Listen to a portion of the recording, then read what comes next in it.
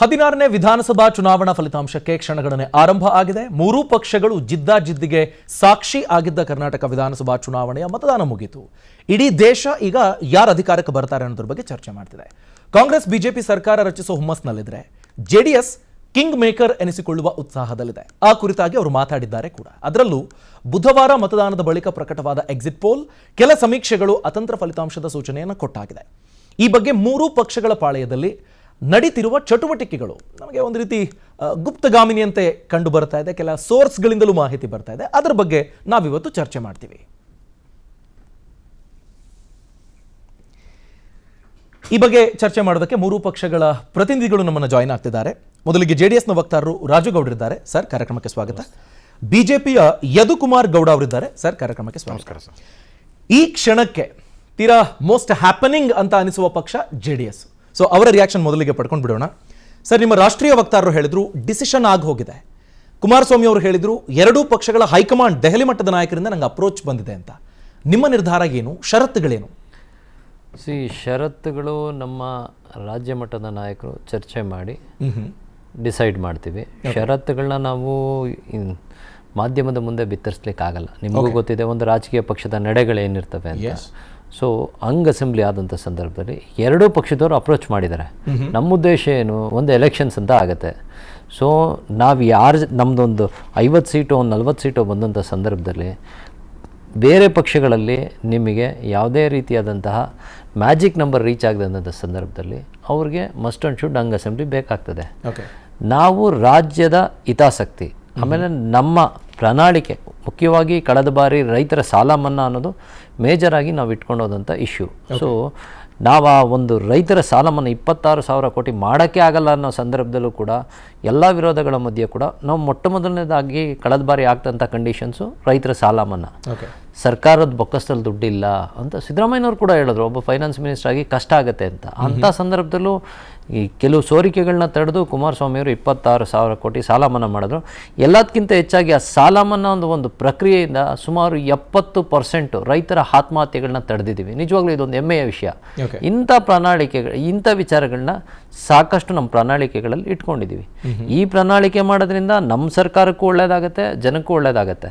ಅಂಥ ಸಂದರ್ಭದಲ್ಲಿ ಅಸೆಂಬ್ಲಿ ಆದಾಗ ಈಗ ಮತ್ತೆ ಎಲೆಕ್ಷನ್ಗೆ ಹೋಗ್ತೀವಿ ಅಂದರೆ ಸಾವಿರಾರು ಕೋಟಿ ವ್ಯಯ ಆಗುತ್ತೆ, ಜನತೆ ದುಡ್ಡು ವ್ಯಯ ಆಗುತ್ತೆ ಮತ್ತು ಸಮಯ ವ್ಯಯ ಆಗುತ್ತೆ. ಸೊ ಹಾಗಾಗಿ ನಮ್ಮ ನಾಯಕರು ಇಂಥದ್ದೊಂದು ನಿರ್ಧಾರಕ್ಕೆ ಬಂದಿದ್ದಾರೆ. ಅಸೆಂಬ್ಲಿ ಆಗೋವಂಥ ಸಂದರ್ಭದಲ್ಲಿ ನಮ್ಮ ಕಂಡೀಷನ್ಸ್ಗೆ ಯಾರಿಗೆ ಒಪ್ಕೋತಾರೆ? ಯಾಕೆಂದರೆ ಇದು ದೇಶದ ಗೌರವದ ಪ್ರಶ್ನೆ ಮತ್ತು ಜನತೆಗೆ ಒಂದು ಉಪಯೋಗ ಆಗುವಂಥ ವಿಚಾರ. ಆಗಿದ್ದಾಗ ನಾವು ನಾವು ಒಪ್ಕೊಂಡಿದ್ದೀವಿ. ಬಟ್ ಸ್ಟಿಲ್ ಸರ್, 123ರ ಟಾರ್ಗೆಟ್ ಅನ್ನು ನೀವು ಚೇಸ್ ಮಾಡ್ತಾ ಇದ್ರಿ. ಈಗ 50 ಸ್ಥಾನಗಳ ಬಗ್ಗೆ ಎಚ್.ಡಿ. ಕುಮಾರಸ್ವಾಮಿ ಅವರು ಮಾತಾಡಿದ್ದಾರೆ, ಜೆಡಿಎಸ್ ನಾಯಕರು ಮಾತಾಡಿದ್ದಾರೆ. ಅಲ್ಲಲ್ಲ, ಈಗ ನಾಳೆವರೆಗೂ ವೆಯ್ಟ್ ಮಾಡಬಹುದಾಗಿತ್ತು. ಖಂಡಿತ. ಅದಕ್ಕೆ ಮುಂಚೆನೆ ನೀವು ಮಾನಸಿಕವಾಗಿ 50 ಅಂತ ಯಾಕೆ? ನಾನು ಹೇಳ್ತೀನಿ ಕೇಳಿ. ನಿಮ್ಮ ಸಮೀಕ್ಷೆಗಳು, ಕೆಲವು ಸಮೀಕ್ಷೆಗಳು ಮ್ಯಾಟ್ರಿಕ್ಸ್ ಅನ್ನೋ ಒಂದು ಸಂಸ್ಥೆ 25ರಿಂದ 43 ಬರ್ಬೋದು ಅಂತ ಹೇಳಿದರು. ಈಗ ನಾವು ಒಂದು ಸಣ್ಣ ಉದಾಹರಣೆ ತಗೊಳ್ಳೋಣ. ವೆಸ್ಟ್ ಬೆಂಗಾಲ್ನಲ್ಲಿ ಎಲ್ಲ ಸಮೀಕ್ಷೆಗಳು ಕೊಟ್ಟಿದ್ದು 130ರಿಂದ ಮ್ಯಾಕ್ಸಿಮಮ್ ಅಂದರೆ ಸರಳ ಬಹುಮತ ಒಂದು 140ಕ್ಕೆ ಬಂದರೆ ಬರ್ಬೋದು ಅಂತ ಹೇಳಿದರು. ಆದರೆ 205ಕ್ಕೆ ಹೋಗ್ತು. ಸೊ ಆ ರೀತಿ ನಮಗೂ ಒಂದು ಚಿಂತನೆ ಇದೆ. ನೀವೆಲ್ಲ ಸಮೀಕ್ಷೆಗಳು ಎಲ್ಲರೂ ಮಾತಾಡಿದಾಗ ಇದ್ದರೆ ಒಂದು ಅವಕಾಶ ಬಂದರೆ ಫೈನ್. ಸೊ ನಾವು ಮ್ಯಾಕ್ಸಿಮಮ್ ಈಗ ಎಲ್ಲರೂ ಹೇಳಿದ್ರು 40, 60, 70. ಈಗ BJPದು ಕೆಲವರು ಹೇಳಿದ್ರು 70 ಬರ್ಬೋದು, 68 ಬರ್ಬೋದು, ಇನ್ನು ಕೆಲವರು 97 ಬರ್ಬೋದು, ಇನ್ನು ಕೆಲವರು 110ವರೆಗೂ ಬರ್ಬೋದು ಅಂತ ಹೇಳಿದ್ರು. ಸೊ ಅವ್ರ ಚಿಂತನೆಗಳು ಅವ್ರಿಗಿರುತ್ತೆ. ಮ್ಯಾಕ್ಸಿಮಮ್ ನಾವು ಅಟ್ಲೀಸ್ಟ್ 56, ಮಿನಿಮಮ್ 56 ರೀಚ್ ಆಗ್ತೀವಿ. ಮ್ಯಾಕ್ಸಿಮಮ್ 123 ಇಟ್ಕೊಂಡು ಮಾತ್ರಕ್ಕೆ ಜನಾರ್ದನ ಏನು ನಮಗೆ ಕೊಟ್ಟಿರ್ತಾನೋ ರಿಸಲ್ಟು, ಅದನ್ನು ಮಾತ್ರ ನಾವು ಅಕ್ಸೆಪ್ಟ್ ಮಾಡ್ಕೊಳ್ಳೋಕ್ಕಾದ. ಅಟ್ಲೀಸ್ಟ್ 50ಗೆ ಬಂದೇ ಬರ್ತೀವಿ ಅನ್ನೋ ಒಂದು ಕಾನ್ಫಿಡೆನ್ಸ್. ಓಕೆ, ಯದುಕುಮಾರ್ ಅವರೇ, ಅಶೋಕ್ ಅವರು ಹೇಳ್ತಾರೆ ಎಷ್ಟೇ ಸೀಟ್ ಬಂದರೂ ಸರ್ಕಾರ ನಮ್ಮದಾಗುತ್ತೆ ಅಂತ. ನಿರಾಣಿ ಅವರು ಮಾತಾಡ್ತಾ ಹೇಳ್ತಾರೆ 108 ಗೆಲ್ತೀವಿ, ಇನ್ನೊಂದು 35 ಸೀಟು 50-50 ಇದೆ, ಅದರಲ್ಲಿ ಒಂದು 10 ಗೆಲ್ತೀವಿ ಅಂತ. ನಿಮ್ಮದು ಟಾರ್ಗೆಟ್ 150 ಇತ್ತು. ಈಗ ಆಲ್ಮೋಸ್ಟ್ ನೀವು ಒಪ್ಕೊಂಡಂತಿದೆ. ನಿಮ್ಮ ಇಂಟರ್ನಲ್ ಸ್ಟಡಿ ಹೇಳ್ತಿದ್ಯಾ ಅಷ್ಟು ರೀಚ್ ಆಗಲ್ಲ ಅಂತ? ಇಲ್ಲ, ಆ ಥರ ಏನಿಲ್ಲ ಸರ್. ತಾವೇನು ಅತಂತ್ರ ಅಂತ ತಾವು ಹೆಡ್ಲೈನ್ಸ್ ಅಂತ ಆಗ್ತಾ ಇದ್ದೀವಿ. ಒಂದು ಖಂಡಿತವಾಗ್ಲೂ ಜನರ ಆಶೀರ್ವಾದ ಮೇ 10ನೇ ತಾರೀಕಾದಂಥ ಚುನಾವಣೆಯಲ್ಲಿ ಖಂಡಿತವಾಗ್ಲೂ ಅದು ಭಾರತೀಯ ಜನತಾ ಪಾರ್ಟಿ ಪರವಾಗಿದೆ. ಯಾಕೆ ನಾವು ಈ ಅನಾಲಿಸಿಸ್ ಹೇಳ್ತೀವಿ ಅಂತಂದರೆ, ಅವತ್ತಿನ ಒಂದು ಅತ್ಯಂತ ಗೌರವಯುತವಾಗಿ ಎಲ್ಲ ಮಾಧ್ಯಮಗಳಿಗೂ ಅತ್ಯಂತ ಗೌರವಯುತವಾಗಿ ಮಾಡಿದರೆ that may be an indications ಇದಂತ. ಆದರೆ ನಾವು ಹಿಂದೆ ಹಲವಾರು ಚುನಾವಣೆಗಳನ್ನು ತಗೊಂಡಾಗ, ಅಂದ್ರೆ ಬೇರೆ ಬೇರೆ ಚುನಾವಣೆಗಳ ಸಮೀಕ್ಷೆಗಳನ್ನು ತಗೊಂಡಾಗ, ಅದು 2008 ಇರ್ಬೋದು, 13 ಇರ್ಬೋದು, 14 ಇರ್ಬೋದು, 19 ಲೋಕಸಭಾ ಚುನಾವಣೆ ಇರ್ಬೋದು, 2018 ಲಾಸ್ಟ್ಗೆ ನಾವು ತಗೊಂಡ್ರೆ 2018 ಅಂತ ತಗೊಂಡಾಗ್ಲೂ ಅದು ಯಾವಾಗಲೂ ಬಿಜೆಪಿಯ ವಿರುದ್ಧವಾಗಿಯೇ ಇತ್ತು. ಆದರೆ ಚುನಾವಣೆಯ ಫಲಿತಾಂಶ ಬಂದಾಗ ಅದು ಯಾವ ರೀತಿ ಇದೆ ಅಂತ ಜನರ ಮುಂದೆನೇ ಇದೆ. ಅದರಲ್ಲಿ ಹಾಗಾದ್ರೆ ಹೇಳ್ಬೇಕಾದಾಗ ಅದು ತೀರಾ 50% ಕಮ್ಮಿ ಇತ್ತು ಅಂದಾಗ we were the single largest party in 2018 104 ಇದರಲ್ಲಿ. ಸೊ ಇಲ್ಲೂ ಅಷ್ಟೇ, ಯಾಕಂದ್ರೆ ಚುನಾವಣೆಯಲ್ಲಿ ರಾಷ್ಟ್ರೀಯ ನಾಯಕರು, ರಾಜ್ಯ ನಾಯಕರು ಮತ್ತೆ ಭಾರತೀಯ ಜನತಾ ಪಾರ್ಟಿ ಕೊಟ್ಟಂತ ಕಾರ್ಯಕ್ರಮಗಳು ಜನರಿಗೆ ರೀಚ್ ಆದಂಥದ್ದು, ಫಲಾನುಭವಿಗಳ ಯಾರಾದ್ರೂ ರೀಚ್ ಆಗಿದ್ದಾರೆ, ಮತ್ತೆ ಜನಸಾಮಾನ್ಯರು, ನಾನು ಕರ್ನಾಟಕದ ಉದ್ದಗಲಕ್ಕೂ ಹೋರಾಡಿದಂಥದ್ದು, ಓಡಾಟ ಮಾಡ್ಕೊಂಡ್ ಬಂದಂಥದ್ದು, ಜನರ ಒಂದು ಮಿಡಿತ ಇದ್ದಂತಾಗ ಸ್ಪಷ್ಟವಾದ ಒಂದು ಇತ್ತಂದರೆ ಜನರು ಅಭಿವೃದ್ಧಿಯ ಪರವಾಗಿದ್ದಾರೆ. ಅಭಿವೃದ್ಧಿಯ ಪರವಾಗಿರ್ಬೇಕಂದಾಗ ಅದು ಅಭಿವೃದ್ಧಿಯ ಪರವಾಗಿದ್ದಾಗ ಭಾರತೀಯ ಜನತಾ ಪಾರ್ಟಿ ಅಂತ ಇರುತ್ತೆ. ಆದರೆ ಒಂದು ಲಾಸ್ಟ್ ಪಾಯಿಂಟ್, ಬೇರೆ ಪಕ್ಷ ನಾನು ಹೇಳ್ತಾ ಇದ್ದು ಕಾಂಗ್ರೆಸ್ ಆಗ್ಬೋದು, JDS ಆಗ್ಬೋದು, ಕಾಂಗ್ರೆಸ್ ಆಗ್ಬೋದು, ಲಾಸ್ಟ್ ಮೂಮೆಂಟ್ಸ್ಗಳಲ್ಲಿ they will silent for last 1 week. Means ಒಂದು ದೊಡ್ಡ ರ್ಯಾಲೀಸ್ಗಳು ಅಂತ ನೋಡ್ಬೇಕಾದಾಗ they were only hardly 2 rallies ಅನ್ನೋದು. ಸೊ ಆ ತರ ಇರ್ಬೇಕಾದಾಗ ವಾಟ್ ವಾಸ್ ಇಟ್. ಆದ್ರೆ ಇವಾಗ ಅವ್ರು ಬಂದ್ಬಿಟ್ಟು ಜಸ್ಟ್ ಪೋಲ್ ಇದು ಎಕ್ಸಿಟ್ ಪೋಲ್ಸ್ ಬಂದಾದ್ಮೇಲೆ that was calculated, if I am not wrong, correct me please, ಒಂದು 5 ಗಂಟೆಗೆ 3 ಗಂಟೆಗೆ ಆ ಒಂದು ಸಮಯದ ಆಧಾರಿತದ ಮೇಲೆ ಈ ಒಂದು ಎಕ್ಸಿಟ್ ಪೋಲ್ಸ್ಗಳು ತಗೊಂಡಿರುವಂತದ್ದು. ಬಟ್ ತಾವು ಹೇಳಬೇಕು, ಆ ಒಂದು ಸಮಯದಲ್ಲಿ it was only 50%. The polling percentage was 50%. From 5 to ಅದು ಮುಗಿಯೋದ್ರೊಳಗಡೆ ಜನರು ಆ ಒಂದು ಆವರಣದಲ್ಲಿ ಬಂದಾದ್ಮೇಲೆ ಇಟ್ ವಾಸ್ ರೀಚಿಂಗ್ ಬಿಯಾಂಡ್ 60%. ಗ್ರಾಮೀಣ ಪ್ರದೇಶದಲ್ಲಿ ಆಗ್ಬೋದು, ನಗರ ಪ್ರದೇಶದಲ್ಲಿ ಒಂದು ಸ್ವಲ್ಪ ಇದಾಗಿರ್ಬೋದು. So that was not calculated. ಇದೇ ಒಂದು ಗುಪ್ತಗಾಮಿನಿಯ ಒಂದು ರಿಸಲ್ಟ್ಸ್ ಬರುವಂತದ್ದು that will be in favour of Bharatiya Janata party. ಈಗ ಬಿಜೆಪಿ ನಾಯಕರು ಈ ಹಿಂದೆ ಪೋಲ್ ಸರ್ವೆ ಅಥವಾ ಕ್ಯಾಂಪೈನ್ ಮಾಡೋ ಸಂದರ್ಭದಲ್ಲಿ JDS ಅನ್ನ ATM ಮಾಡ್ಕೊಂಡು ಬಿಡ್ತಾರೆ ಈ ಕುಟುಂಬ ಅಂತ ಆರೋಪಿಸಿದ್ರು. ಕಾಂಗ್ರೆಸ್ನ ಬಿ ಟೀಮ್ ಅಂತ ಅಂದ್ರು. ಹೇಳಬಾರ್ದ ಆರೋಪಗಳನ್ನೆಲ್ಲ ಮಾಡಿದ್ದೀರಿ. ಬಟ್ ನಿಮ್ಮ ದೆಹಲಿ ಮಟ್ಟದ ನಾಯಕರಿಂದ ಅಪ್ರೋಚ್ ಹೋಗಿದೆ ಅಂತ ಕುಮಾರಸ್ವಾಮಿ ಅವರು ಹೇಳ್ತಿದ್ದಾರೆ. ಹೇಳಿದ್ದೊಂದು ಮಾಡೋದೊಂದು ಅಂತ ಆಗ್ಲಿಲ್ವಾ ಸರ್? ಅವರು ಯಾವಾಗಲೂ ಅಷ್ಟೇ, ಅದು ಟೋಟ್ಲಿ ನಾನು ನಿಮ್ಮ ಹಲವಾರು ಇದು ಕಂಡಾಗ ಗೌರವಯುತವಾಗಿ ಅವರು ಮಾಜಿ ಪ್ರಧಾನಮಂತ್ರಿ ಮುಖ್ಯಮಂತ್ರಿಗಳು ಹಲವಾರು ಸತಿ ಅದು ಹಿಟ್ ಅಂಡ್ ರನ್ ಕೇಸ್ ಅಂತಾನೆ ಆಗಿರುವಂತದ್ದು. And hit and run case ಹಂಗಿರ್ಬೇಕಾದಾಗ ಈ ಒಂದು ಇದರಲ್ಲೆಲ್ಲೂ ಅದು ಹಿಟ್ ಅಂಡ್ ರನ್ ಕೇಸ್ ಅನ್ನೋದಲ್ಲಿ ಅಂತಿಮವಾಗಿ ನಾಳೆ 13ನೇ ತಾರೀಕು ಚುನಾವಣೆಯ ಫಲಿತಾಂಶ ಬಂದಾಗ ಯಾರು ಎಲ್ಲಿದ್ದಾರೆ ಅಂತ ಅಂದ್ಬಿಟ್ಟು ಈಸಿಯಾಗಿ ಗೊತ್ತಾಗುತ್ತದಲ್ಲಿ. ಯಾಕಂದ್ರೆ ನಾವು ಹೇಳ್ಬೋದು, ಇವಾಗ ಹೋಗ್ತಾ ಇರಬೇಕಾದಾಗ they started with mission 1 2 3. Mission 1 2 ಅಂದ್ರೆ ಎಲ್ಲಾ ರಾಜಕೀಯ ಪಕ್ಷಗಳಿಗಿಂತ ಮುಂಚೆನೆ ಅವರು ಸ್ಟಾರ್ಟ್ ಮಾಡಿದಂತದ್ದು ಮಿಷನ್ 1 2 3. ಬರಲಿಲ್ಲ ಅಂದಾಗ, 5 ಯೋಜನೆಗಳು ಬಂದಿಲ್ಲ ಅಂದಾಗ ಅವ್ರು ಏನೇನು ಹೇಳಿದ್ರು ಅಂತ ಆಮೇಲೆ ಚರ್ಚೆ ಮಾಡೋಣ ಸರ್ ಅಲ್ಲಿ. But what happen to that? So we as a national party ನಮ್ಮ ಒಂದು ಇದು ಅಂತಂದ್ರೆ ಸಂಪೂರ್ಣವಾದ ಬಹುಮತಕ್ಕೆ ನಾವು ಮುಂದೆ ಹೋಗ್ತಾ ಇದ್ದೀವಿ. ವಿ ವಿಲ್ ಗೆಟ್ ದಟ್ ಸಂಪೂರ್ಣವಾದ ಬಹುಮತ. ನಾವು ಸ್ವತಂತ್ರವಾಗಿ ಯಾವುದೇ ಹಂಗಿಲ್ಲದೇನೆ ನಾವು ಸರ್ಕಾರವನ್ನ ರಚಿಸ್ತೀವಿ ಸರ್. ಫೈನ್. ಆ ಕಾನ್ಫಿಡೆನ್ಸ್ ಎಲ್ಲ ಪಕ್ಷಗಳು ಈಗ ಎಕ್ಸ್ಪ್ರೆಸ್ ಮಾಡ್ತಿರೋದನ್ನು ಗಮನಿಸ್ತೀವಿ. ಕಾಂಗ್ರೆಸ್ನ ವಕ್ತಾರರಾದ ಮುರಳೀಧರ್ ಹಾಲಪ್ಪ ಅವರು ಈಗ ನಮ್ಮ ಜೊತೆಗೆ ಜಾಯ್ನ್ ಆಗ್ತಿದ್ದಾರೆ. ಸರ್, ಕಾರ್ಯಕ್ರಮಕ್ಕೆ ಸ್ವಾಗತ. ಎಲ್ಲ ಪಕ್ಷಗಳೂ ತಮ್ಮ ನಾನು ತಗೊಳ್ತೀನಿ. ನಮ್ಮ ಬಿಜೆಪಿ ವಕ್ತಾರರು ಒಂದು ಮಾತು ಹೇಳಿದ್ರು, ಹಿಟ್ ಅಂಡ್ ರನ್ ಅಂತ. ಬಹುಶಃ ಯಾರ್ದು ಅಂತ ಗೊತ್ತಿಲ್ಲ. ನಮ್ಮ ಮನೆ ಬಾಗ್ಲಿಗೆ, ನಮ್ಮ ರಾಷ್ಟ್ರೀಯ ಅಧ್ಯಕ್ಷರ ಮನೆ ಬಾಗ್ಲಿಗೆ ಯಾರು ಬಂದಿದ್ರು ಅಂತ ಫಸ್ಟ್ ಅವ್ರು ಹೋಗಿ ತಿಳ್ಕೊಂಡು ಅವ್ರ ಪಕ್ಷದ ಹಿರಿಯರ ಹತ್ರ ಚರ್ಚೆ ಮಾಡಿ ಆಮೇಲೆ ಈ ವಿಚಾರನ ಮಾತಾಡಬೇಕು. ಹಿಟ್ ಅಂಡ್ ರನ್ನು ಅದು ನಿಮ್ಮ ಪಕ್ಷದಿಂದ ತುಂಬಾ ಆಗಿದ್ದಾವೆ, ಅರ್ಥ ಆಯ್ತಾ? ಯಾವುದೇ ಆದ್ರೂ ಅಷ್ಟೇ. ಆಪರೇಷನ್ ಕಮಲ ಮಾಡಿದವ್ರು ನೀವು, ಗೋವಾದಲ್ಲಿ ಪಾಪ ಅವ್ರ ಸಂಪೂರ್ಣ ಮೆಜಾರಿಟಿ ಇದ್ದ ಸರ್ಕಾರ ಬೀಳಿಸ್ತವ್ರು ನೀವು. ನಿಮ್ಗೆ ಯಾವ ನೈತಿಕತೆ ಇದೆ? ಹಿಟ್ ಅಂಡ್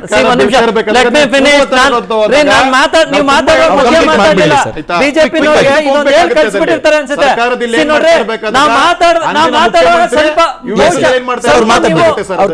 ನಾವು ಮಾತಾಡುವಾಗ ನೀವು ಸದ್ದಿಲ್ದಲ್ಲೇ ಕೂತ್ರೆ ನಮ್ಮ ಮಾತು ಕೇಳುತ್ತೆ. ನಿಮ್ಗೆ ಏನೋ ಡಿಸ್ಟರ್ಬ್ ಮಾಡ್ಬೇಕು ಅಂತ ಇದ್ರೆ ಹೇಳಿ, ನಾವು ಆಚೆ ಹೋಗ್ತೀವಿ, ನೀವು ಒಬ್ಬರೇ ಮಾತಾಡ್ತೀವಿ. ನೀವು ಮಾತಾಡುವಾಗ ನಾವು ಮಧ್ಯ ಮಾತಾಡ್ಲಿಲ್ಲ. ಹಿಟ್ ಅಂಡ್ ರನ್ ಅನ್ನೋ ಮಾತನ್ನ ನೀವು ವಾಪಸ್ ತಗೋಬೇಕಾಗ್ತದೆ. ಹಿಟ್ ಅಂಡ್ ರನ್ ಆಗ್ಲಿ, ಬ್ಯಾಕ್ ಡೋರ್ ಎಂಟ್ರಿ ಆಗ್ಲಿ, ಅದು ಬಿಜೆಪಿಯಿಂದ ಜನಕ್ಕೆ ಕೊಟ್ಟಿರುವಂತ ಗಿಫ್ಟ್ ಇದು ಅಷ್ಟೇ.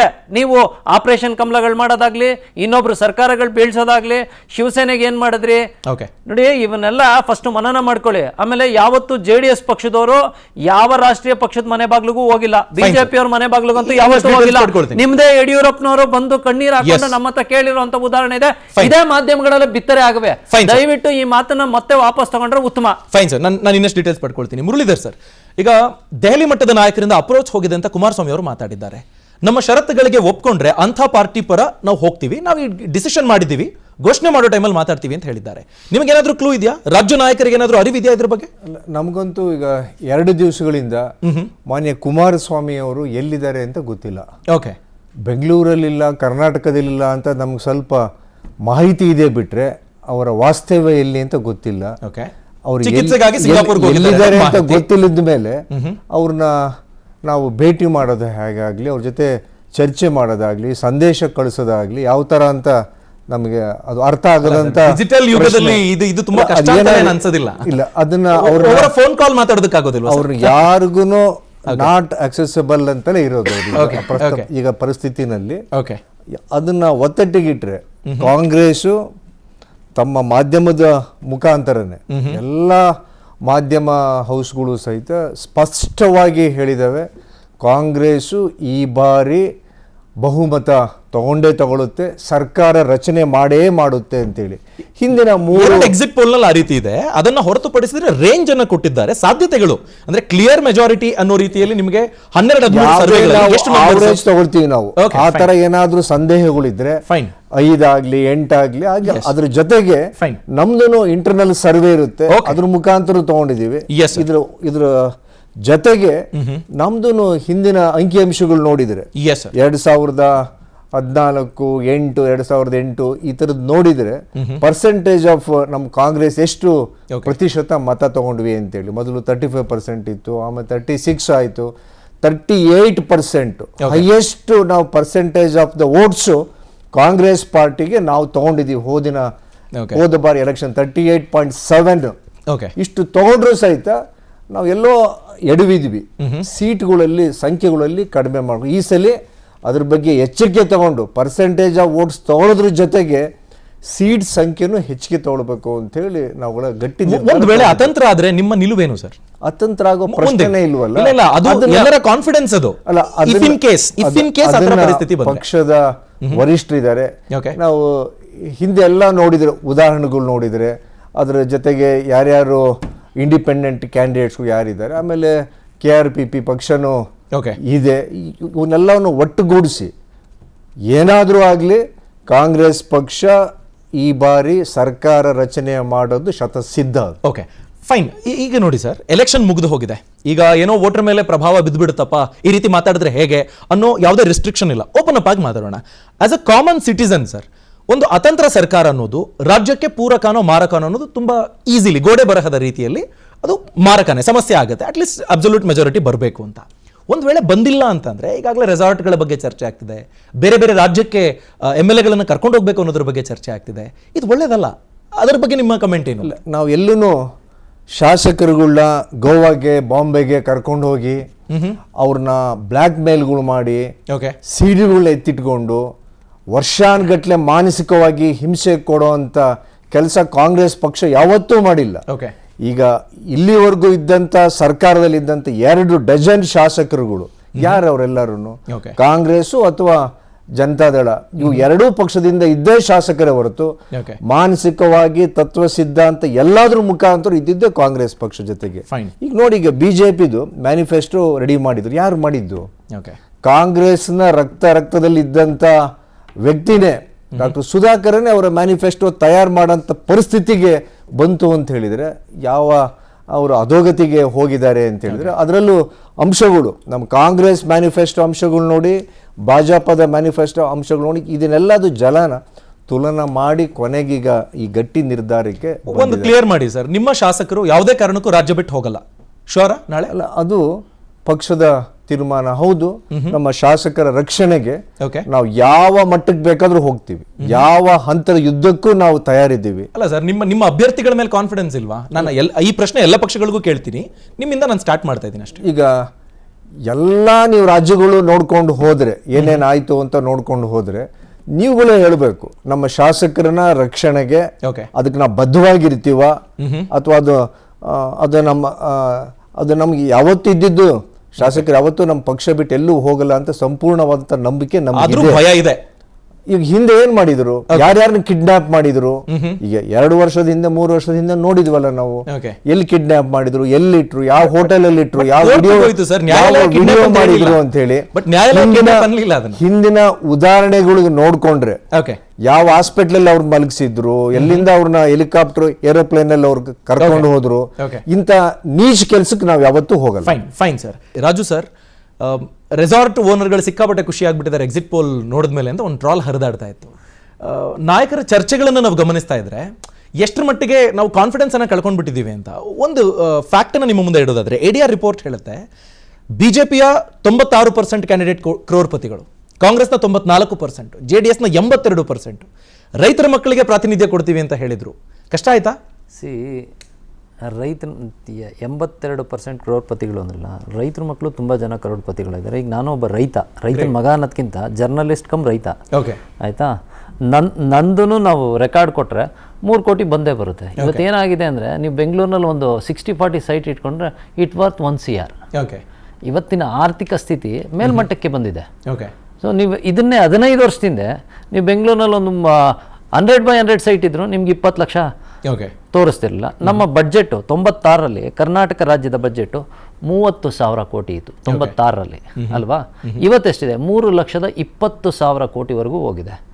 ಇದೇ 96ರಲ್ಲಿ ದೇವೇಗೌಡರು ಪ್ರಧಾನಿಯಾದಂಥ ಸಂದರ್ಭದಲ್ಲಿ ಪೋಖ್ರಾನ್ ಅಣುಬಾಂಬ್ ಸ್ಫೋಟ ಆಯಿತು. ಇಡೀ ಪ್ರಪಂಚದ ಎಲ್ಲ ದೇಶಗಳು ನಮಗೆ ಯಾವುದೇ ಸಾಲ ಸೌಲಭ್ಯಗಳನ್ನ ಕೊಡದಂಥ ಪರಿಸ್ಥಿತಿ ಬಂದಾಗ ಸೆಲ್ಫ್ ಅಸೆಸ್ಮೆಂಟ್ ಅಂತ ಒಂದು ಕಾನ್ಸೆಪ್ಟ್ ಮಾಡಿದ್ರು.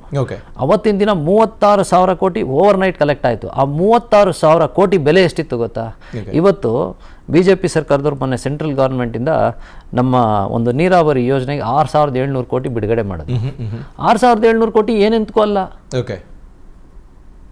ಕಾಂಗ್ರೆಸ್ ಸರ್ಕಾರದ ಕನಸಿನ ಕೂಸು ಎತ್ತಿನ ಹೊಳೆ ಯೋಜನೆ, ಅದು ಮೋರ್ ದೆನ್ 35,000 ಕೋಟಿ ರೀಚ್ ಆಗಿದೆ. ಬರೀ ಪೈಪ್ಲೈನು, ಒಂದಷ್ಟು ಜಾಗಗಳಿಗೆ ಪೈಪ್ಲೈನ್, ಅದೇ 36,000 ಕೋಟಿ ಅಂದರೆ ಇದಕ್ಕೆ ಎಷ್ಟು ಬೇಕು? ಯೋಜನೆಗಳು ತುಪ್ಪ ಸವರೋ ರೀತಿ ಆಗ್ತವೆ. ಹಾಗಾಗಿ ಇವತ್ತಿನ ಆರ್ಥಿಕ ಪರಿಸ್ಥಿತಿನ ಕೌಂಟ್ ಮಾಡಬೇಕು. ಈಗ 10 ವರ್ಷದಿಂದ ನೀವು ಶಾಲೆಯಲ್ಲಿ ಓದಬೇಕಾದ್ರೆ ಒಂದು ಅಂದಾಜು ತಗೊಳ್ಳೋಣ. ವರ್ಷಕ್ಕೆ 1,000 ರೂಪಾಯಿ ಇದ್ರೆ ಭರ್ಜರಿಯಾಗಿ ಒಳ್ಳೆ ಪ್ರೈವೇಟ್ ಶಾಲೆಯಲ್ಲಿ ಓದ್ತಿದ್ದು. ಆಲಪ್ಪಣ್ಣವ್ರಿಗೂ ಗೊತ್ತು. 100 ರೂಪಾಯಿ ಇದ್ರೆ ಇಡೀ 10 ವರ್ಷದ ಎಜುಕೇಶನ್ ಮುಗ್ದೋಯ್ತಿತ್ತು. ಏನಲ್ಲಪ್ಪಣ್ಣರೇ? ಇವತ್ತು ಒಂದು ಮಗುನ ಅಡ್ಮಿಷನ್ ಮಾಡಬೇಕು ಅಂದ್ರೆ ನೀವು ಪ್ರೀ ನರ್ಸರಿಗೆ you have to pay 3 to 5 lakhs. ಇವತ್ತಿನ ಪರಿಸ್ಥಿತಿ ಆಗಿದೆ. ಹಾಗಾಗಿ ಕರೋಡ್ಪತಿ ಅನ್ನೋದೇನು ದೊಡ್ಡ ವಿಚಾರ ಅಲ್ಲ. ಈಗ ಆಲ್ಮೋಸ್ಟ್ ಎಲ್ಲರೂ ಅದೇ ಪರಿಸ್ಥಿತಿ. ಶಾಸಕರನ್ನ ಹಿಡಿದಿಟ್ಕೊಳ್ಳೋ ವಿಷಯಕ್ಕೆ ಬಂದಾಗ ಯಾಕೆ ಎಲ್ಲ ಪಕ್ಷಕ್ಕೂ ಏನಾಗ್ತವೆ ಗೊತ್ತಾ? ಈಗ ನಮ್ಮ ಕಾಂಗ್ರೆಸ್ ವಕ್ತಾರರು ಆಗಲೇ ಒಂದು ಮಾತು ಹೇಳಿದ್ರು, ಸಾಕಷ್ಟು ಸಿಡಿಗಳಾಗಿರ್ತವೆ. ಈಗ ಸಾಕಷ್ಟು ವಿಚಾರಗಳನ್ನ ತಿಳ್ಕೊಂಡಿರ್ತಾರೆ. ಈಗ ಒಬ್ಬ ಒತ್ತಡಗಳು ತರುವಂಥ ಪ್ರಯತ್ನಗಳು ಮಾಡ್ತಾರೆ. ಅವ್ರ ಕುಟುಂಬದಿಂದ ಒತ್ತಡ ತರುವಂಥದ್ದು. ಈಗ ಆಲ್ರೆಡಿ ನಾವಲ್ಲೇ ಸಾಕಷ್ಟು ಜನ ಶಾಸಕರಿಗೆ ಆಗಿರುವಂಥ ಪರಿಸ್ಥಿತಿ ನಾವು ನೋಡಿದ್ದೀವಿ. ET income tax, IT income tax, ಇಂಥವನ್ನ ಹಿಂಸೆ ಕೊಟ್ಟೆ ಪಕ್ಷಗಳಿಂದ ಪಕ್ಷಗಳಿಗೆ ವರ್ಗಾವಣೆ ಮಾಡಿರೋದು ಸಾಕಷ್ಟು ನಾವು ನೋಡಿದ್ದೀವಿ. ಉದಾಹರಣೆಗೆ ಮುನ್ರತ್ನವರು, ನಮ್ಮ BJP ಇವಾಗ ಮಿನಿಸ್ಟ್ರು, ಈ ಹಿಂದೆ ಅವ್ರ ಮೇಲೆ 750 ಕೋಟಿ ಫೈಲ್ ಸುಟ್ಟಾಕಿದ ಹಗರಣ ಇತ್ತು. BJP ಯಾವ ಮಟ್ಟಕ್ಕೆ ಅವ್ರನ್ನ ಹರಾಜ್ ಮಾಡಿದ್ರು, ಯಾವ ಮಟ್ಟಕ್ಕೆ ಬೀದಿಲೆಲ್ಲ ಅವ್ರ ವಿರುದ್ಧ ಹೋರಾಟ ಮಾಡಿದ್ರು. ಈಗ ಕ್ಲೀನ್ ಚಿಟ್, ದಟ್ಸ್ ಇಟ್. ಇಂಥ ಉದಾಹರಣೆಗಳು ತೆಗೆದುಬಿಟ್ರೆ ದೇಶದ ಉದ್ದಕ್ಕೂ ಸಿಗ್ತವೆ. ಹಾಗಿದ್ದಾಗ ಒಂದು ಸುಭದ್ರ ಸರ್ಕಾರ ನಡೆಸಬೇಕು ಅಂದಂಥ ಸಂದರ್ಭದಲ್ಲಿ ಅವರವರ ಪಕ್ಷದ MLAಗಳನ್ನ ಹಿಡಿದಿಟ್ಕೊಳ್ಳೋದು ಆ ಪಕ್ಷದ ಜವಾಬ್ದಾರಿ ಆಗಿರುತ್ತೆ. ರೆಸಾರ್ಟ್ನವ್ರು ಖುಷಿ ಆದ್ರು ಅಂತ ಆಬ್ವಿಯಸ್ಲಿ ಅಲ್ವಾ? ಒಂದು ಹಬ್ಬ ಬಂದಾಗ ನಿಜವಾಗ್ಲೂ ನಮ್ಗೆ ಹೊಸ ಬಟ್ಟೆ ಬರುತ್ತೆ ಅಂತ ಚಿಕ್ಕ ಹುಡುಗರಲ್ಲಿ ನಾವೇ ಖುಷಿ ಆಗ್ತಿದ್ದು. ಹಂಗಿದ್ದಾಗ ಪಾಪ ರೆಸಾರ್ಟ್ಸ್ ಅವ್ರು ಎಷ್ಟೋ ದಿನದಿಂದ ಒಣಗೋಗಿರ್ತಾರೆ, ಅಟ್ಲೀಸ್ಟ್ ಒಂದಷ್ಟು ಬರ್ತಾರೆ ಅಂತ ಖುಷಿ ಪಡ್ತಾರೆ. ರಾಜು ಸರ್, ಈಗ ಫಿಸಿಕಲಿ ಅವರನ್ನ ಇನ್ಆಕ್ಸೆಸಿಬಲ್ ಇಟ್ರು ಈ ತರದ ಟಾರ್ಗೆಟಿಂಗ್ ಮಾಡಬೇಕು ಅಂದ್ಕೊಂಡ್ರೆ ಈ ಡಿಜಿಟಲ್ ಯುಗದಲ್ಲಿ ಹೇಗೆ ಬೇಕಾದ್ರೂ ಟಾರ್ಗೆಟ್ ಮಾಡಬಹುದು ಅಥವಾ ರೀಚ್ ಕೂಡ ಆಗ್ಬಹುದು. ನೋಡಿ, ಕೆಲವು ಸಾರಿ ಏನಾಗ್ತವೆ, ನೀವು ಫಿಸಿಕಲಿ ಅಲ್ಲ ಮೆಂಟಲಿ ಕೂಡ ನಮ್ಮ ಜೊತೆ ಇರ್ತಾರೆ ಅವರು, ಆದರೆ ಕೆಲವು ಒತ್ತಡಗಳಿಗೆ ಮಣಿದೋಗ್ತಾರೆ. ಸೊ ಆಗಿದ್ದಾಗ ಏನಾಗುತ್ತೆ, ಈಗ 1 man ಆರ್ಮಿ, ಈಗ ಒಬ್ಬನೇ ಇದ್ದಾನೆ ಅಂದರೆ ಅವನಿಗೆ ಸ್ವಲ್ಪ ಎಲ್ಲೋ ಒಂದು ಆತಂಕದ ಗೆರೆ ಕಾಣ್ತಾ ಇರುತ್ತೆ. ನೀವು ಸಣ್ಣ ಉದಾಹರಣೆಗೆ ನಾವು ಪಬ್ಲಿಕ್ ಲೈಫಲ್ಲೇ ತಗೊಳ್ಳೋಣ. ಈಗ 10 ಜನ ಆಪೋಸಿಷನ್ ಅವ್ರು ಬರ್ತಾರೆ ಅಂದಾಗ ಈತ ಒಬ್ಬ ನಿಂತಿದ್ದಾಗ ಏನಾಗ್ತಾನೆ, ಸ್ವಲ್ಪ ಪ್ಯಾನಿಕ್ ಆಗ್ತಾನೆ. ಸೊ ಹಾಗಾಗಿ ಒಂದು ಒಗ್ಗಟ್ಟು ಪ್ರದರ್ಶನ ಮಾಡಬೇಕು ಅಂದ್ಬಿಟ್ಟು ಎಲ್ಲ ಪಕ್ಷನೂ ಅಷ್ಟೇ. ಈಗ ರಾಜಕೀಯೇತರವಾಗಿ ಹೇಳ್ಬೇಕು ಅಂದರೆ ಈಗ BJPಲೂ ಆ ಪರಿಸ್ಥಿತಿ ಇರುತ್ತೆ, ಕಾಂಗ್ರೆಸ್ನಲ್ಲೂ ಆ ಪರಿಸ್ಥಿತಿ ಇರುತ್ತೆ, ನಮ್ಮಲ್ಲೂ ಇರುತ್ತೆ. ಉದಾಹರಣೆ 2008ರಲ್ಲಿ ಸರ್ಕಾರ ಮಾಡಿದಂಥ ಸಂದರ್ಭದಲ್ಲಿ, ನಾವು BJP ಜೊತೆ ಸರ್ಕಾರ ಮಾಡಿದಂಥ ಸಂದರ್ಭದಲ್ಲಿ ಒಂದು ಹಂತಕ್ಕೆ ಯಡಿಯೂರಪ್ಪನವ್ರು ಹೋಗ್ಬಿಟ್ಟು ನಿಮ್ಮ ಜೊತೆಗೆ ಬಂದ್ಬಿಡ್ತೀವಿ ಅಂದರೆ ಪ್ಯಾನಿಕ್ ಆಗಿದ್ರು. ಸೊ ಅಂಥ ಪರಿಸ್ಥಿತಿ ನಿರ್ಮಾಣ ಆಗುತ್ತೆ. ಈಗ ಅವ್ರ ಪ್ರಬಲ ನಾಯಕರು ಆ ಥರ ಆಗ್ತವೆ ಅಂದರೆ ಸಂದರ್ಭಕ್ಕೆ ಅನುಗುಣವಾಗಿ. ಹಾಗಾಗಿ ಒಂದು ಒಗ್ಗಟ್ಟು ಪ್ರದರ್ಶನ ಮಾಡಬೇಕು. ಈಗ ಮ್ಯಾಜಿಕ್ ನಂಬರ್ 113 ಬೇಕು, ಯಾರಿಗೇ ಆಗಲಿ, ಇವ್ರಿಗಾಗಲಿ, ಇನ್ನೊಬ್ರಾಗಲಿ, ಮತ್ತೊಬ್ಬರ ಸರ್ಕಾರ ನಡೆಸಬೇಕು ಅಂದ್ರೆ ಮ್ಯಾಜಿಕ್ ನಂಬರ್ ಬೇಕು. ಆ ಮ್ಯಾಜಿಕ್ ನಂಬರಲ್ಲಿ ಒಂದು ಡಿಸ್ಟರ್ಬ್ ಆದ್ರೂ ಕಾಲ ಎಳ್ಕೊಂಡು ಹೋಗ್ತಾರೆ. ಆ ಉದ್ದೇಶಕ್ಕೆ ಏನು ಮಾಡ್ತಾರೆ, ಅವರು ಒಗ್ಗಟ್ಟು ಪ್ರದರ್ಶನ ಮಾಡಲಿಕ್ಕೆ ಎಲ್ಲರನ್ನು ಒಟ್ಟಿಗೆ ಇಟ್ಕೊಳ್ಳುವಂಥ ಒಂದು ಪ್ರಯತ್ನ ಮಾಡ್ತಾರೆ. ಅದು ವೆದರ್ ಇನ್ ರೆಸಾರ್ಟ್ಸ್, ವೆದರ್ ಇನ್ ಸಮ್ವನ್ಸ್ ಹೋಮ್, ವೆದರ್ ಇನ್ ಸಮ್ವೇರ್, ಅಷ್ಟೇ. ನೀವು ಹುಟ್ಟು ಹಾಕಿದ ಫಾರ್ಮುಲಾ ಅಥವಾ ಇಲ್ಲಿ ಅಧಿಕಾರಕ್ಕೆ ಬರೋದಕ್ಕೆ ಬಳಸ್ಕೊಂಡ ಫಾರ್ಮುಲಾ ನಿಮ್ಮನ್ನು ಕಾಡ್ತಿದೆ, ನಿಮ್ಮನ್ನು ಬಿಡ್ತಿಲ್ಲ ಅಂತ. ಸರ್, ಈಗ ಒಂದು ವಿಚಾರ ಮಿತ್ರರು ಹೇಳ್ತಾ ಇದ್ದಾರೆ, ಅದಕ್ಕೊಂದು ಒಂದು ಉತ್ತರ ಕೊಡ್ತೀನಿ. ಈಗ 2004 ಇವಾಗ ಲೇಟೆಸ್ಟ್ 2023 ಇನ್ನು ನಾಳೆ ಬಂದಿಲ್ಲ. ನಾವು ಅವರ ಪರ್ಸೆಂಟೇಜ್ ಆಫ್ ವೋಟ್ಸ್ ತಗೊಂಡಾಗ it never crossed 20%. Okay, 20% it never crossed. But ಯಾವಾಗಲೂ 20% ಕ್ರಾಸ್ ಆಗದೆ ಇರುವಂಥದ್ದು. I am not talking about 1994, ಅವಾಗದ್ದು 115 ಇದ್ದಿದ್ದು, ಅದು ಬೇರೆ ಇದ್ದಲ್ಲಿ 20% ಕ್ರಾಸ್ ಆಗದೆ ಇರೋರನ್ನೇ ಯಾವಾಗಲೂ ಮತ್ತೆ ಅಧಿಕಾರಕ್ಕೆ ಬರಬೇಕು ಅನ್ನೋದು ಅಪಿತಪ್ಪಿ ಇರಬೇಕಾದಾಗ, when as a national party, we as a pan Karnataka pan India party ಅಂತ ಬಂದಾಗ, ವಿ ಹ್ಯಾವ್ ಎಲ್ಲ ಒಂದು ರೀಚ್ನಲ್ಲಿ ನಾವು ಮಾಡಬೇಕಾದಾಗ, what is wrong in getting the majority? We have worked from the grass root levels. ಈ ಒಂದು ಎಲೆಕ್ಷನ್ಸ್ ನಲ್ಲಿ ಪ್ರತಿಯೊಂದು ಎಲೆಕ್ಷನ್ಸ್ ಅಲ್ಲೂ ತಗೊಂಡಿದ್ದೀವಿ. ಈ elections we have taken more effort to go to the grass roots levels ಅಂತ ಪ್ರತಿಯೊಬ್ಬ ಕಾರ್ಯಕರ್ತರು ಇವತ್ತಿಂದ ಅಲ್ಲ, ಚುನಾವಣಾ ಪೂರ್ವದಿಂದಲೂ ಇದು ಮಾಡಿರುವಂತದ್ದು. ಇಲ್ಲಿ ನಾನು ಬಯಸಕ್ಕೆ ಹೇಳುವಂಥದ್ದು ಅಂತಂದಾಗ, ನೀವು ಫುಲ್ ಮೆಜಾರಿಟಿ ಬರ್ತೀವಿ, ಬಂದಿಲ್ಲ ಅಂದ್ರೆ ಪಕ್ಷನ ಬ್ಯಾನ್ ಮಾಡ್ಬಿಡ್ತೀವಿ, ವಿಸರ್ಜನೆ ಮಾಡ್ಬಿಡ್ತೀವಿ ಅಂತ ಹೇಳಿದಂತವ್ರು ಇವತ್ತು ಬಂದ್ಬಿಟ್ಟು why are you praying for the hung assembly? Why are you praying for the hung assembly? You should not do that. That is that killing of democracies ಅಂತ ಅಂದ್ಬಿಟ್ಟು we are telling it as a national party. We are telling it we are going to form a government. This is the confidence ಅಂತ ಅಂದ್ಬಿಟ್ಟು JDS ನ leaders ಪದೇ ಪದೇ clear ಮಾಡ್ತಿದ್ದಾರೆ. 1 second sir, ಅವ್ರು ಹೇಳ್ತಿರೋದು ನಾನು ಯಾರನ್ನೂ ಅಪ್ರೋಚ್ ಮಾಡ್ತಿಲ್ಲ ಸರ್. ಅಪ್ರೋಚ್ ತಗೊಳ್ಳಿ, ನೀವು 2018 ತಗೊಳ್ಳಿ, ಅದಕ್ಕಿಂತ ಮುಂಚೆ ನಮ್ ಜೊತೆ ಸರ್ಕಾರ ಮಾಡಿದಾಗಲಿ, ಕಾಂಗ್ರೆಸ್ ಜೊತೆ ಸರ್ಕಾರ ಮಾಡಿದಾಗ್ಲಿ, ಅವ್ರು ಹೇಳಿದ ಇದೇ ವಾಕ್ಯ. You go it from 2004 Dharam Singh ಇರಬೇಕಾದಾಗಿಂದನ್ನು ಈವರೆಗೂ ಲಾಸ್ಟ್ 2018 ಮಾಡಬೇಕಾದಾಗ್ಲೂ ಅವ್ರು ಹೇಳಿದ್ದಿದೆ ಅಂತದೇನೆ. This is the standard statement. You can pull the records and tell it. What else they can do? ನಾನು ಹೋಗಿ ಹೇಳಿದೆ ಅಂತ ಹೇಳ್ತಾರೆ ಅದಲ್ಲಿ. ಓಕೆ, ಯಾಕೆ ಈ ತರದ್ದು ಅಂತ ನಿಮ್ಮ ನಾಯಕರು ಅದನ್ನೇನು ಡಿಪೆಂಡ್ ಇಡೀ ಇತಿಹಾಸ, ಕರ್ನಾಟಕದ ಇತಿಹಾಸದಲ್ಲಿ ಅವ್ರಿಗೆ ಇವತ್ತವರೆಗೂ 113 ರೀಚ್ ಆಗಿಲ್ಲ. ನಾವಾದ್ರೂ ಒಂದ್ 2 ಸತಿ ಸರ್ಕಾರ ಮಾಡಿದೀವಿ. ಇವ್ರೇನೋ ನಾವು ಪ್ಯಾನ್ ಇಂಡಿಯಾ ಪಾರ್ಟಿ ಅಂತ ಹೇಳ್ತಾರೆ. ಆಮೇಲೆ ಈಗ ಒಂದ್ ಮಾತು ಹೇಳಿದ್ರು, ನಾವು ಸರ್ಕಾರ ವಿಸರ್ಜನೆ ಮಾಡ್ತೀವಿ ಅಂತ. ಸರ್ಕಾರ ವಿಸರ್ಜನೆ ಮಾಡ್ತೀವಿ ಅಂತ ಹೇಳಿದೀವಿ. ದಯವಿಟ್ಟು ಆ ವಿಡಿಯೋ ಇದ್ರೆ ಅವ್ರಿಗೆ ಒಂದ್ಸತಿ ತೋರಿಸಿ. ಸುಳ್ಳು ಸುದ್ದಿ ಹಬ್ಸೋದ್ ಬೇಡ. ಆ ವಿಡಿಯೋನ ಒಂದ್ಸತಿ ತೋರಿಸಿ. ನಾನು ಹೇಳೋದ್ ಬೇಡ. ವಿಡಿಯೋದಲ್ಲಿ ಯಾವ ಸಂದರ್ಭದಲ್ಲಿ ಏನ್ ಹೇಳಿದ್ದಾರೆ ಕುಮಾರಸ್ವಾಮಿ ಅವರು ಕ್ಲೀನ್ ಆಗಿ ನೋಡ್ಕೊಳ್ಳಿ, ಆಯ್ತಾ? ಆಮೇಲೆ ಸುಳ್ಳು ಸುದ್ದಿಗಳನ್ನ ಹಬ್ಸೋದ್ರಿಂದ ಏನಾಗುತ್ತೆ, ನಮಗಿಂತ ಗೌರವ ಹೋಗೋದು ಅವ್ರದ್ದು. ಸುಳ್ಳಿನ ಪಕ್ಷ ಅಂತ ಅವರು ಡಿಸೈಡ್ ಮಾಡ್ಕೊಂತಾರೆ. ಆಮೇಲೆ ಹೇಳ್ತಾರಲ್ಲ, ನಾವ್ ಇವತ್ತು ಸ್ಟ್ಯಾಂಡ್ಸ್ ಹೇಳ್ತಾ ಇದೀವಿ, ನಾವು ಯಾರ ಜೊತೆನಾದ್ರೂ ರಾಜ್ಯದ ಜನತೆ ಬಯಸಿದ್ರೆ ಹೋಗ್ತೀವಿ ವಿನಃ ರಾಜ್ಯದ ಹಿತಕ್ಕೋಸ್ಕರ ಹೋಗ್ತಾ ಇದೀವಿ ವಿನಃ ನಮಗೇನ್ ಬೇಕಿಲ್ಲ. ನಾವು ವಿರೋಧ ಪಕ್ಷದ blackmail This is completely a blackmailing politics. It is nobody has approached them. It is their own creations adalli. It is their own creations adalli. And this is what the blacklisting and the arm twisting adalli. ಇದನ್ನೇ ಅವರು 2004 ರಿಂದ ಮಾಡ್ಕೊಂಡು ಬಂದಿದಂತದ್ದು. ಇದನ್ನೇ ಅವರು ಆಗಿನ sir ಅವ್ರಿಗೆ ಅಧಿಕಾರ ಕೊಟ್ಟಾಗ ಯಾವ್ದು ಮಾಡಿದ್ರು ಸರ್ ಅಲ್ಲಿ? ಮುಖ್ಯಮಂತ್ರಿಗಳು ಅವ್ರ ಕಾನ್ಸ್ಟಿಟ್ಯೂನ್ಸಿಗೆ ಹೋಗಿಲ್ಲ ಸರ್ ಅಲ್ಲಿ. How many times he has gone to his constituency? Do you have the records? ಎಲ್ಲಿದ್ರು ಅವರು? ಏನ್ ಅದನ್ನ ನಾವು ಹೇಳಿದಾಗ ಉದ್ರೇಕಗೊಳ್ತಾರೆ. ಆ ವಾಕ್ಯ ನಾನು ಹೇಳೋದು ಬೇಡ ಅದಲ್ಲಿ. ಯಾಕಂದ್ರೆ ನಾವೊಂದು ಹೇಳೋದಂತಂದ್ರೆ, sir when we went to the elections every party at we will form the government. ಇದೇ ಅಲ್ವಾ ಅಪ್ರೋಚ್ ಇದ್ದಿದ್ದಂತದ್ದು? Even the national party is claiming as we will do it. As a national party we are claiming it. Why can't they do it? You are the first who started ಅಲ್ವಾ? JDS ಅವರು ನೀವೇ start ಮಾಡಿದಂತದ್ದು. You didn't do it. ಬಿಜೆಪಿಯ stand ಏನು sir? ಈಗ ಒಂದು ವೇಳೆ fractured mandate ಬಂದಿದ್ದೆ ಆದ್ರೆ ಏನ್ ಮಾಡ್ತೀರಿ ನೀವು? ಜೆಡಿಎಸ್ ಬೇಡವಾ ಸರ್? ಫ್ರಾಕ್ಚರ್ಡ್ ಮ್ಯಾಂಡೇಟ್ ಬರಲ್ಲ. Number 1 sir. ಎಸ್ ನೋ ಆತರ ಅಂತಲ್ಲ. We as a national party there will be no fractured mandate. This time 2023 will be absolute clear majority and we will form the government. ಈಗ ನೋಡಿ sir, ಒಂದೆರಡು exit ಪೋಲ್ಗಳಲ್ಲಿ ನೀವು ಆಚೆ ಈಚೆ ಸ್ವಲ್ಪ ಡಿವಿಯೇಷನ್ಸ್ ಅಂತ ತಗೊಳ್ಬಹುದು. ಬಟ್ ಮೆಜಾರಿಟಿ ಎಕ್ಸಿಟ್ ಪೋಲ್ಗಳಲ್ಲಿ ಅದೇ ಬರುವಾಗ there is a nerve. ಆಯ್ತಾ? ನೀವು ಏನನ್ನ ಡಿಪೆಂಡ್ ಆಗಿ ಇದನ್ನ ಹೇಳ್ತಿದ್ದೀರಿ? 120 130. Okay sir. ನಿಮ್ಮ ನಾಯಕರೇ 108 ಅಂತಿದ್ದಾರೆ. ಅವಾಗಲೇ ಹೇಳಿದ್ರೆ ಮತ್ತೆ ಪುನರುಚ್ಚಾರ ಮಾಡ್ತೀನಿ. In 2014 did anybody in the exit polls mention that BJP will reach 280 alone? Okay. In 2019 did anybody mention BJP will reach 303 alone? No, right? ಈ ತರದೆಲ್ಲ ಇರ್ಬೇಕಾದ. ಗುಜರಾತ್ ನಲ್ಲಿ ಬಂದಾಗ ವಿಲ್ ಮೀನ್ಸ್ ಏನಂತಾರೆ ವೇಫರ್ ಸ್ಕೇಲ್ ಮೆಜಾರಿಟಿ ಜಸ್ಟ್ ಬರುತ್ತೆ ಅಂತ ಹೇಳಿದ್ರು. 2/3 ಮೆಜಾರಿಟಿ ವಿಚ್ 156. ನಿಮ್ಮ leaders Yediyurappa ಅವರು 115 ಅಂತಾರೆ, ನಿರಾಣಿ ಅವರು 108 ಅಂತಾರೆ, ಅಶೋಕ್ ಅವ್ರು ಎಷ್ಟೇ ಬಂದ್ರು ಸರ್ಕಾರ ಮಾಡೋದು ನಾವು ಏನಕ್ಕೆ ವರಿ ಮಾಡಬೇಕು ಅಂತಾರೆ. C they have a self doubt kind of thing ಅಲ್ವಾ? ಸರ್ ಎಲ್ಲರೂ ಹೇಳ್ಬೇಕಾದಾಗ ನಮ್ಮ ರಾಷ್ಟ್ರೀಯ ನಾಯಕರು, ನಮ್ಮ ಪ್ರಧಾನಮಂತ್ರಿಗಳು ಏನ್ ಹೇಳಿದ್ದಾರೆ, ಈ ಸತಿಯ ಈ ಬಾರಿಯ ಚುನಾವಣೆ, ಈ ಬಾರಿಯ ಸರ್ಕಾರ ಬಹುಮತದ ಬಿಜೆಪಿಯ ಸರ್ಕಾರ. ಇದು ಒಬ್ಬ ಮೇಲಿಂದ ಕೆಳಗಡೆವರೆಗೂ ಕರ್ನಾಟಕದ ಉದ್ದಗಲಕ್ಕೂ ಹೇಳಿದ್ರು ಪ್ರತಿಯೊಬ್ಬ ಕಾರ್ಯಕರ್ತನ ಹೇಳೋದೇನೆ ಇದು ಬಹುಮತದ ಸರ್ಕಾರ. ಆ ಕೆಲಸ ಮಾಡಿರೋದ್ರಿಂದನೇ ನಾನು ಒಬ್ಬ ಕಾರ್ಯಕರ್ತನಾಗಿ ಆ ವಿಶ್ವಾಸದಿಂದ ಹೇಳ್ತಾ ಇದ್ದೀನಿ, ನಮ್ದೇ ಸರ್ಕಾರ ಬರುವಂತದ್ದು sir, with clean majority, no hung assembly. ಅಂದ್ರೆ ನೀವು ಪ್ಲಾನ್ ಬಿ ಬಗ್ಗೆ ಯೋಚನೆ ಮಾಡಿಲ್ವಾ ಸರ್? ಪಾರ್ಟಿ ಇನ್ನರ್ ಡೋರ್ಸ್ ಅಲ್ಲಿ ಈ ತರ ಚರ್ಚೆ ಆಗಿಲ್ವಾ? Election ಮುಗಿದೋಗಿದೆ. Party has got all the options open, but the first option is the clear majority and we will form the government ಅಂದಾಗ ಆಪ್ಷನ್ಸ್ ಓಪನ್ ಆಗಿದೆ ಅಲ್ವಾ? ವಾಟ್ ಆರ್ ದೋಸ್ ಆಪ್ಷನ್ಸ್ ಅಂತ? the first option and the last option is the clear majority. Okay okay yes Muralidhar sir, JDS ನವರು clear ಆಗಿ ಮಾತಾಡೋದು approach ಆಗಿದೆ ಅಂತ, ಅದನ್ನು ಒಪ್ಪೋದು ಬಿಡೋದು ನಿಮಗೆ ಬಿಟ್ಟಿದ್ದು. ಅಶೋಕ್ ಅವರು ಹೇಳ್ತಾರೆ ನಂಬರ್ಸ್ ಎಷ್ಟೇ ಬಂದರೂ ನಾವು ಸರ್ಕಾರ ಮಾಡ್ತೀವಿ ಅಂತ. ಇಷ್ಟು ಕ್ಲಿಯರ್ ಸ್ಟ್ಯಾಂಡ್ಸ್ ಅನ್ನು ಅವ್ರು ತಗೊಂಡಿರೋದಿದೆ. ಆಪ್ಷನ್ ಬಿ ಅಂತ ಬರುವಾಗ ನೀವು KRPP ಬೇರೆ ಬೇರೆ ಪಕ್ಷಗಳ ಬಗ್ಗೆ ಮಾತಾಡಿದ್ರಿ. ನಿಮಗೆ ಯಾವುದೇ ಚರ್ಚೆ ಆಗಲಿ, ಸೂತ್ರಗಳಾಗಲಿ, ನೀವು ಯಾರನ್ನಾದ್ರೂ ಅಪ್ರೋಚ್ ಮಾಡೋದಾಗ್ಲಿ, ನಿಮ್ಮ ಗೇಮ್ ಪ್ಲಾನ್ ಏನು ಅಂತ?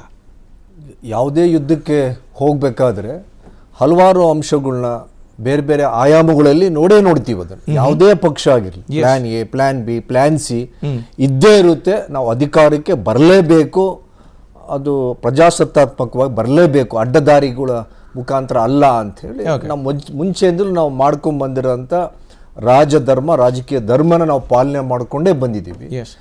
ನಾವು ಪ್ರಾರಂಭದಿಂದಲೂ ಸಿದ್ಧತೆ ಮಾಡ್ಕೊಂಡು ಬಂದ್ವಿ. ಯಾವಾಗ ಲಿಂಗಾಯತ ಸಮುದಾಯಕ್ಕೆ ಹೊಡೆತ ಬಿತ್ತು, ಯಡಿಯೂರಪ್ಪನವ್ರು ಕಣ್ಣೀರಾಕಿ ಶಾಸನ ಸಭೆಯಿಂದ ಹೊರಗಡೆ ಹೋದ್ರು, ವಿ ಸೋಮಣ್ಣ ಅವರಿಗೆ ಕಷ್ಟ ಕೊಡೋದಕ್ಕೆ ಶುರು ಮಾಡಿದ್ರು, ಲಕ್ಷ್ಮಣ ಸವದಿ ರಾಜೀನಾಮೆ ಕೊಟ್ಟರು, ಜಗದೀಶ್ ಶೆಟ್ಟರ್ ರಾಜೀನಾಮೆ ಕೊಟ್ಟರು. ಇದನ್ನ ನಾವು ಎನ್ಕ್ಯಾಶ್ ಲಿಂಗಾಯತ ಸಮುದಾಯ ಬ್ರೇಕಿಂಗ್ ಅಪ್ಡೇಟ್ ಲಭ್ಯ ಆಗ್ತಾ ಇದೆ. ಕಾಂಗ್ರೆಸ್ನಿಂದ ಬಂಡಾಯ ಎದ್ದು ಸ್ಪರ್ಧಿಸಿರುವವರ ಮೇಲೆ ಕೈ ನಾಯಕರು ಕಣ್ಣಿಟ್ಟಿದ್ದಾರೆ. ಗೆಲ್ಲುವ ಬಂಡಾಯ ಅಭ್ಯರ್ಥಿಗಳ ಜೊತೆಗೆ ನಿರಂತರ ಸಂಪರ್ಕದಲ್ಲಿದ್ದಾರೆ ಅನ್ನೋದು ಗೊತ್ತಾಗ್ತಾ ಇದೆ. ಬಹುಮತದ ಕೊರತೆ ಆದ್ರೆ ಪಕ್ಷದತ್ತ ಸೆಳೆಯೋದಕ್ಕೆ ತೀವ್ರ ಕಸರತ್ತನ್ನ ಲೀಡರ್ಸ್ ನಡೆಸ್ತಿದ್ದಾರೆ. ಮೇ ಬಿ ಎಲ್ಲ ಪಕ್ಷಗಳಲ್ಲೂ ಈ ತರದ ಪ್ರಯತ್ನ ಆಗುತ್ತೆ. ಅರುಣ್ ಪುತ್ತಿಲ ಹೇಳಿದ್ರಲ್ಲ, ನಾನು ಬಂಡಾಯ ಅಭ್ಯರ್ಥಿನೇ ಬಟ್ ಬಿಜೆಪಿಗೆ ಸಪೋರ್ಟ್ ಮಾಡ್ತೀನಿ ಅಂತ. ಮೇ ಬಿ ಆ ರೀತಿ ಪ್ರತಿ ಅಭ್ಯರ್ಥಿಯನ್ನು ಇಬ್ಬಿಬ್ರು ಕಾಂಗ್ರೆಸ್ ಪಕ್ಷದ ಎಸ್ಕಾರ್ಟ್ಗಳು ಫಾಲೋ ಮಾಡ್ತಿದ್ದಾರೆ ಅನ್ನೋ ತರದ ಮಾಹಿತಿ. ಬಿಜೆಪಿ ಜೆಡಿಎಸ್ ನಿಂದ ಬಂದು ಟಿಕೆಟ್ ಪಡ್ಕೊಂಡಿರುವಂತಹ ಕೈ ಅಭ್ಯರ್ಥಿಗಳು ನೋಡಿ: Lata Mallikarjun, Ashok Rai, AB Malakareddy, Raghu Achar, A Manju, Akhanda Srinivasa Murthy, SI Chikkanagoudar. ಬೇರೆ ಬೇರೆ ಪಕ್ಷಗಳ ಬಂಡಾಯ ಅಭ್ಯರ್ಥಿಗಳ ಮೇಲೂ ಕಣ್ಣಿಟ್ಟಿದ್ದಾರೆ ಅಂತ. ಅರಕಲಗೂಡು ಕೃಷ್ಣೇಗೌಡ, ರಾಮಕೃಷ್ಣ ದೊಡ್ಡಮನಿ ಮೇಲೆ ಕಾಂಗ್ರೆಸ್ ನಾಯಕರು ಚಿತ್ತ ನೆಟ್ಟಿದ್ದಾರೆ ಅನ್ನೋದು ಗೊತ್ತಾಗ್ತಾ ಇದೆ. ಈಗಷ್ಟು ನಾವು ಗೇಮ್ ಪ್ಲಾನ್ ಬಗ್ಗೆನೇ ಮಾತಾಡ್ತಾ ಇದ್ವಿ. ಏನ್ ಗೇಮ್ ಪ್ಲಾನ್ ಇರಬಹುದು ಅಂತ. ಈಗ ನಮ್ಮ ಸೋರ್ಸ್ ಹೇಳ್ತಿರೋದು, ಗೆಲ್ಲಬಹುದಾದ ಬಂಡಾಯ ಅಭ್ಯರ್ಥಿಗಳು, ಪಕ್ಷಾತೀತವಾಗಿ ಬಂಡಾಯ ಅಭ್ಯರ್ಥಿಗಳು ಗೆಲ್ಲೋರು ಯಾರಿರ್ತಾರೆ ಅವರನ್ನ ಸೆಳೆಯೋದಕ್ಕೆ ಕಾಂಗ್ರೆಸ್ ಪ್ಲಾನ್ ಅನ್ನು ಮಾಡ್ತಿದೆ ಅಂತ. ಸಂಘಟನಾತ್ಮಕವಾಗಿ ವೇ ಅಹೆಡ್ ಅನ್ನೋ ಥರದ ಒಂದು ಟ್ರ್ಯಾಕ್ ರೆಕಾರ್ಡ್ ಅನ್ನು ರಾಜ್ಯದಲ್ಲಿ ಕಾಂಗ್ರೆಸ್ ತೋರಿಸಿದೆ. ಅದರಲ್ಲಿ ಡೌಟೇ ಬೇಡ. ಮೇ ಬಿ ಈ ಎಲೆಕ್ಷನ್ ನಲ್ಲಿ ಕಾಂಗ್ರೆಸ್ಸಿಗೆ ಏನಾದ್ರೂ ಬಹುಮತ ಅನ್ನೋ ಥರದ ನಿರ್ಣಯ ಬಂತು ಅಂತಂದ್ರೆ man of the match clearly DK Shivakumar ಬಗ್ಗೆನೇ ಮಾತಾಡಬೇಕು. ಲೀಡ್ ಯಾರು ಮಾಡ್ತಾರೆ ಅನ್ನೋದ್ರ ಬಗ್ಗೆ ಪಕ್ಷ ಡಿಸೈಡ್ ಮಾಡುತ್ತೆ. ಬಟ್ ಈ ಹಂತಕ್ಕೆ ಒಂದು ಮೊಮೆಂಟಮ್ ಕ್ರಿಯೇಟ್ ಆಗೋದಕ್ಕೆ DK ಶಿವಕುಮಾರ್ ಅವರ ತಂತ್ರ, ಅವರ ಕೊಡುಗೆ, ಇದೆಲ್ಲವನ್ನು ಎಲ್ಲ ಪಕ್ಷಗಳು ಅಕ್ಸೆಪ್ಟ್ ಮಾಡ್ತವೆ. ಸರ್, ಈ ತಂತ್ರದ ಬಗ್ಗೆ ನೀವು ಮಾತಾಡ್ತಾ ಇದ್ರಿ. ಮೇ ಬಿ ಈ ಗೇಮ್ ಪ್ಲಾನ್ ವಿಷಯದಲ್ಲಿ ಸ್ಟೇಟ್ ಲೀಡರ್ಸ್ ಆಕ್ಟ್ ಮಾಡೋದಕ್ಕಿಂತ ಹೆಚ್ಚಿಗೆ ದೆಹಲಿ ಮಟ್ಟದ ನಾಯಕರು ಡಿಸೈಡ್ ಮಾಡಿ ಅದನ್ನ ಪಾಲಿಸಿ ಅನ್ನೋ ತರದ ಸನ್ನಿವೇಶ ಕಾಣ್ತಿದ್ಯಾ ಅಂತ? ಇಲ್ಲ, ನಾನು ಮುಂದುವರೆದು ಹೇಳಬೇಕು ಅಂತ ಹೇಳಿದರೆ, ಒಂದು ಸ್ವತಂತ್ರ ಅಭ್ಯರ್ಥಿಗಳು, KRPP ಪಕ್ಷದ ಅಭ್ಯರ್ಥಿಗಳು, ಕಾಂಗ್ರೆಸ್ ಪಕ್ಷದಿಂದ ಯಾರಿಗೆ ಟಿಕೆಟ್ ಸಿಗದಂಗೆ ಮಾನಸಿಕವಾಗಿ ಬೇಸರಗೊಂಡು ಪಕ್ಷೇತರವಾಗಿ ಅಥವಾ ಬಂಡಾಯವಾಗಿ ನಿಂತಿರೋಂಥ ಅಭ್ಯರ್ಥಿಗಳು, ಇವರೆಲ್ಲರನ್ನು ಒಟ್ಟುಗೂಡಿಸೋದ್ರ ಜೊತೆಗೆ ಯಾರು ಲಿಂಗಾಯತ ಸಮುದಾಯದ ಶಾಸಕರು ಬಿಜೆಪಿಯಿಂದ ಆಯ್ಕೆ ಆಗ್ತಾರೆ ಅವ್ರಿಗೆಲ್ಲರಿಗೂ ತುಂಬಾ ನೋವಿನಲ್ಲಿ ಇದ್ದಾರೆ ಅವರು. ಈಗ ನಾವು 3-4 ಉದಾಹರಣೆಗಳು ಕೊಟ್ಟೆ. ಅದರ ಜೊತೆಗೆ ಕೇಂದ್ರ ಸರ್ಕಾರದಲ್ಲಿ ನಮ್ಮ ರಾಜ್ಯದಿಂದ ಸಚಿವರುಗಳಿದ್ದಾರೆ. ಅದರಲ್ಲಿ ಯಾರಿಗೂ ಅವರಿಗೆ ಕ್ಯಾಬಿನೆಟ್ ದರ್ಜೆ ಸಚಿವ ಸ್ಥಾನ ಕೊಟ್ಟಿಲ್ಲ. ಕೂಬಾ ಅವರು ಇದ್ದಾರೆ, ನಾರಾಯಣ ಸ್ವಾಮಿ ಅವರು ಇದ್ದಾರೆ, ಶೋಭಾ ಕರಂದ್ಲಾಜೆ ಅವರು ಇದ್ದಾರೆ, ಯಾರಿಗೂ ಕೊಟ್ಟಿಲ್ಲ. ಕೊಟ್ಟಿರೋದು ಯಾರಿಗೆ? ಪ್ರಹ್ಲಾದ್ ಜೋಶಿ ಅವರಿಗೆ. ಇದು ಲೆಕ್ಕಾಚಾರದಲ್ಲಿ ತುಂಬಾ ಕೌಂಟ್ ಆಗುತ್ತೆ. ರಾಜಕೀಯ ವಲಯದಲ್ಲಿ ಚರ್ಚೆ ಯಾರು ಹೋಲ್ಡ್ ಇದೆ ಬಿಜೆಪಿ ಮೇಲೆ, ಒಂದು ಸಂತೋಷ್ ಜಿ, ಇನ್ನೊಂದು ಪ್ರಹ್ಲಾದ್ ಜೋಶಿ ಅವರು. ಅವಾಗ ಲಿಂಗಾಯತ್ ಸಮುದಾಯದವ್ರು ಏನು ಮಾಡ್ಬೇಕು, ಒಂದಾದ್ಮೇಲೆ ಒಂದ್ಸಲಿ ಅವಮಾನಗಳು, ಒತ್ತಡಗಳೆಲ್ಲ ಅವ್ರು ಇದ್ದೇ ಇದ್ದಾರೆ. ಆ ಶಾಸಕರುಗಳು ಸಹಿತ ಕಾಂಗ್ರೆಸ್ ಪಕ್ಷದ ಕಡೆ ನೋಡ್ತಾ ಇದ್ದಾರೆ. ಇಲ್ಲಿವರೆಗೂ ಯಾರೂ ಸಹಿತ ಲಿಂಗಾಯತ್ ಸಮುದಾಯ ಅವ್ರು ಏನೇ ಹೇಳ್ಕೊಳ್ಳಿ ಬಿಜೆಪಿ ಪಕ್ಷದ ಜೊತೆ ಎಲ್ಲೂ ಕೈ ಜೋಡಿಸಿಲ್ಲ ಅನ್ನೋದಕ್ಕೆ ಉದಾಹರಣೆ, ಯಾವಾಗ KJP ಪಕ್ಷ ಮಾಡಿದ್ರು ಯಡಿಯೂರಪ್ಪನವರು ವ್ಯಕ್ತಿಗತವಾಗಿ ಅವ್ರ ಜೊತೆ ಇದ್ರೆ ಹೊರತು ಮಾನಸಿಕವಾಗಿ ಯಡಿಯೂರಪ್ಪನವ್ರ ಜೊತೆ ಇದ್ರು ಅಂತ ಹೇಳೋದಕ್ಕೆ KJP ಪಕ್ಷದ ಪರ್ಸೆಂಟೇಜ್ ಆಫ್ ವೋಟ್ಸು ಬಂದಿರೋಂಥ ಅವರ ಸೀಟ್ಗಳು ಈ ಲೆಕ್ಕಾಚಾರ ಹಾಕಿದರೆ ಯಾವತ್ತೂ ಅವ್ರ ಜೊತೆ ಇಲ್ಲ. ಲಿಂಗಾಯತರ ಸಿಟ್ಟು ಅಷ್ಟು ಕ್ಲಿಯರ್ ಆದ್ರೆ ನಿಮ್ಮ ಪಾಳ್ಯಕ್ಕೆ ಬಂದು ಅವರು ಕಂಟೆಸ್ಟ್ ಮಾಡ್ಬೋದಾಗಿತ್ತಲ್ಲ, ಗೆದ್ದ ಮೇಲೆ ಯಾಕೆ ನಿಮ್ ಕಡೆ ನೋಡ್ತಾರೆ ಅಂತ ನೀವು ಭಾವಿಸ್ತೀರಿ? ಇಲ್ಲಿವರೆಗೂ ನಾವು ಕೊಟ್ಟಿರುವಂಥ ಟಿಕೆಟ್ಗಳು ನೀವು ಅದನ್ನ ಹೇಳಿದಕ್ಕೆ ಯಾರು ಹೆಚ್ಚಿಗೆ ಟಿಕೆಟ್ಗಳು ಕೊಟ್ಟರು ಅಂತೇಳಿ, ನಾವು ಲಿಂಗಾಯತ ಸಮುದಾಯಕ್ಕೆ ಎಷ್ಟು ಕೊಟ್ರಿ, ಒಕ್ಕಲಿಗೆ ಎಷ್ಟು ಕೊಟ್ಟಿವಿ ಅನ್ನೋದ್ರ ಜೊತೆಗೆ ಬಿಜೆಪಿನವ್ರು ಇಲ್ಲಿವರೆಗೂ ಬ್ಯಾಕ್ವರ್ಡ್ ಕ್ಲಾಸಿಗೆ ಅವರು ಕುಂಬಾರ್ ಇರ್ಬೋದು, ಮಡಿವಾಳ್ ಇರ್ಬೋದು, ಅಥವಾ ಸವಿತಾ ಸಮಾಜದವರು, ಹೀಗೆ ಒಬ್ರಿಗೂ ಟಿಕೆಟ್ಗಳು, ಆಮೇಲೆ ಉಪ್ಪಾರರು, ಕೊರಚದವರು, ಕ್ಷತ್ರಿಯ ಸಮುದಾಯದವರು, ಇವ್ರು ಯಾರಿಗೂ ಟಿಕೆಟ್ ಕೊಡದಂಗೆ ಹಿಂದುಳಿದ ವರ್ಗಗಳ ಶಾಸಕರುಗಳು ಸಹಿತ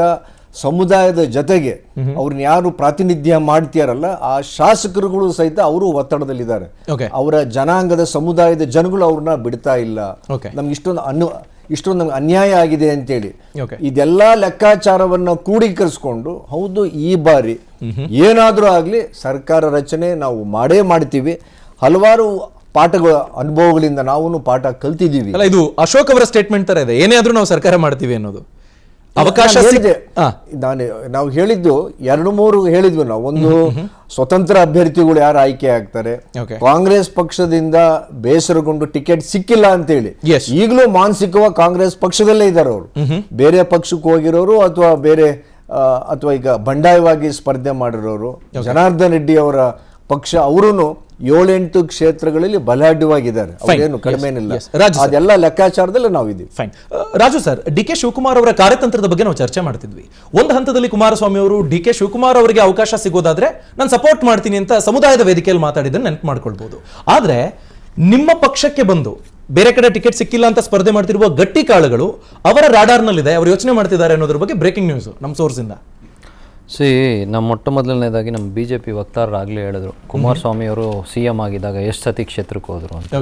ಬಹುಶಃ ಅಲ್ಲಿ ಜನ ನಾವು ಕೇಳ್ಕೊಳ್ಳಿ, ಇಲ್ಲಿ ಮಾಧ್ಯಮದಲ್ಲಿ ಬಂದು ರಿಕಾರ್ಡ್ಸ್ ಕೊಡಿ ಅನ್ನೋದಕ್ಕಿಂತ ಅವ್ರ ಕ್ಯಾಂಡಿಡೇಟ್ ಆಗ್ತಾರಲ್ಲಿ, ಅವ್ರ ಕ್ಯಾಂಡಿಡೇಟ್ನ ಕೇಳ್ಬಿಟ್ರೆ ಕ್ಷೇತ್ರದಲ್ಲಿ ಏನ್ ಕೆಲಸ ಮಾಡಿದ್ದಾರೆ, ಅವ್ರ ಕ್ಯಾಂಡಿಡೇಟ್ಗೆ ಯಾವ ರೀತಿ ವೋಟ್ ಬಂದಿದೆ ಅನ್ನೋದು ನೋಡಿದ್ರೆ ಗೊತ್ತಾಗ್ಬಿಡುತ್ತೆ. ಇವತ್ತು ರಾಷ್ಟ್ರೀಯ ಪಕ್ಷ ಅಲ್ವಾ. ಆಮೇಲೆ ಈ ಬಂಡಾಯ ಶಾಸಕರು ಅದನ್ನು ಮೀರಿ ಹೇಳಿದ್ರು, ಹಿಟ್ ಅಂಡ್ ರನ್ನು ಮತ್ತೆ ನಾವು ಸಂಪೂರ್ಣ ಮೆಜಾರಿಟಿ ಸರ್ಕಾರ, ನಮ್ಮ ರಾಷ್ಟ್ರೀಯ ನಾಯಕರು ಹೇಳ್ಬಿಟ್ಟವ್ರೆ. ಬಹುಶಃ ಅವ್ರಿಗೆ ನಾವು ಪ್ರಜಾಪ್ರಭುತ್ವ ರಾಷ್ಟ್ರದಲ್ಲಿ ಇದೀವಿ ಅನ್ನೋ ಅಷ್ಟು ಚಿಂತನೆನೂ ಇಲ್ಲ ಅನ್ಸುತ್ತೆ, ಮತ್ತೆ ಮಾಹಿತಿ ಕೊರತೆ ಅನ್ಸುತ್ತೆ. ಇವ್ರಿಗೆ ಸಂಪೂರ್ಣ ಮೆಜಾರಿಟಿಗಿಂತ ಮುಂಚೆ ಹಿಟ್ ಅಂಡ್ ರನ್ ಯಾರು ಮಾಡಿದ್ರು ಅಂತ 2018ರಲ್ಲಿ ಯಡಿಯೂರಪ್ಪನವರು ಒಂದು ಸತಿ ಅಟೆಂಪ್ಟ್ ಮಾಡ್ತಾರೆ, ಬರೀ 104 ಸೀಟ್ ಇಟ್ಕೊಂಡು ಅಟೆಂಪ್ಟ್ ಮಾಡ್ತಾರೆ. ಅದು ಸಂವಿಧಾನಕ್ಕೆ ವಿರುದ್ಧ ಅಂತ ಅವ್ರಿಗೆ ಗೊತ್ತಿತ್ತೋ ಗೊತ್ತಿಲ್ವೋ ಗೊತ್ತಿಲ್ಲ.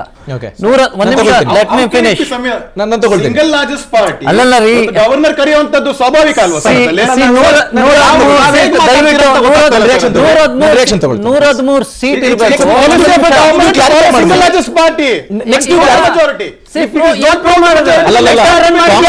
ಆರೋಪಿಸಿದ್ರು ನೀವು ಒತ್ತಡ ತಂದ್ರಿ ಅಂತ. ಅಲ್ಲ,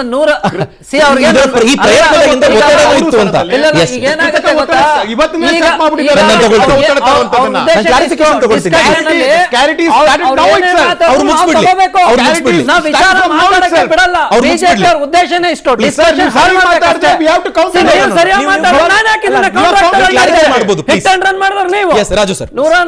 ತಗೋತಾರೆ. ಬಹುಶಃ 113 ಬಂದ್ರೆ ಮಾತ್ರ ಸರ್ಕಾರ ರಚನೆ ಮಾಡ್ಬೇಕಾಗಿದೆ ಅನ್ನೋದನ್ನ ಗೊತ್ತಿಲ್ಲದಲೆ ಮತ್ತೆ ಸರ್ಕಾರ ಇದಾಗತ್ತೆ. ಸೊ ಮತ್ತೆ ಬ್ಯಾಕ್ ಡೋರ್ ಎಂಟ್ರಿ ತಗೊಂಡವ್ರು ಯಾರು ಅಂತ ಅವರೇ ಸ್ಪಷ್ಟವಾಗಿ ತಿಳ್ಕೊಳ್ಳಿ. ಆಪರೇಷನ್ ಕಮಲ ಮಾಡಿದವ್ರು ಯಾರು, ಬೇರೆ ಪಕ್ಷದಲ್ಲಿ ಇದ್ದವ್ರಿಗೆ ಆಮಿಷ ಒಡ್ಡಿ ಇದೆ. ಇವ್ರದೇ ಪಕ್ಷದಲ್ಲಿ ಇದ್ದಂತಹ ವಿಶ್ವನಾಥ್ ಅವರು 15 ಕೋಟಿ ತಗೊಂಡು ಅಂತ ಹೇಳಿ ಶ್ರೀನಿವಾಸ್ ಪ್ರಸಾದ್ ಇವರು ಕೆಸರೇರ್ಚ್ಕೊಂಡಿದ್ದು ಎಲ್ಲಾ ಮಾಧ್ಯಮಗಳಲ್ಲೂ ಐತೆ. ಇವ್ರದೇ ಕೈ ಕೇಂದ್ರ ಸರ್ಕಾರ ಇದೆಯಲ್ಲ, ಒಂದೇ ಒಂದು ತನಿಖೆಗೆ ಒಳಪಡಿಸಿದ್ರ? ಏನ್ ಡಿಕ್ಟೇಟರ್ಶಿಪ್ ಅನ್ಕೊಂಡ್ಬಿಟ್ಟಿದ್ದಾರೆ. ಜನತೆ ಓಟ್ ಕೊಡ್ತಾರೆ ಅಲ್ಲ, ಅವರ ರಾಷ್ಟ್ರೀಯ ನಾಯಕರು ಹೇಳ್ಬಿಟ್ರಂತೆ ಸರ್ಕಾರ ಆಗೋಗ್ಬಿಡುತ್ತಂತೆ ಇವ್ರ ಕಾರ್ಯಕರ್ತರ.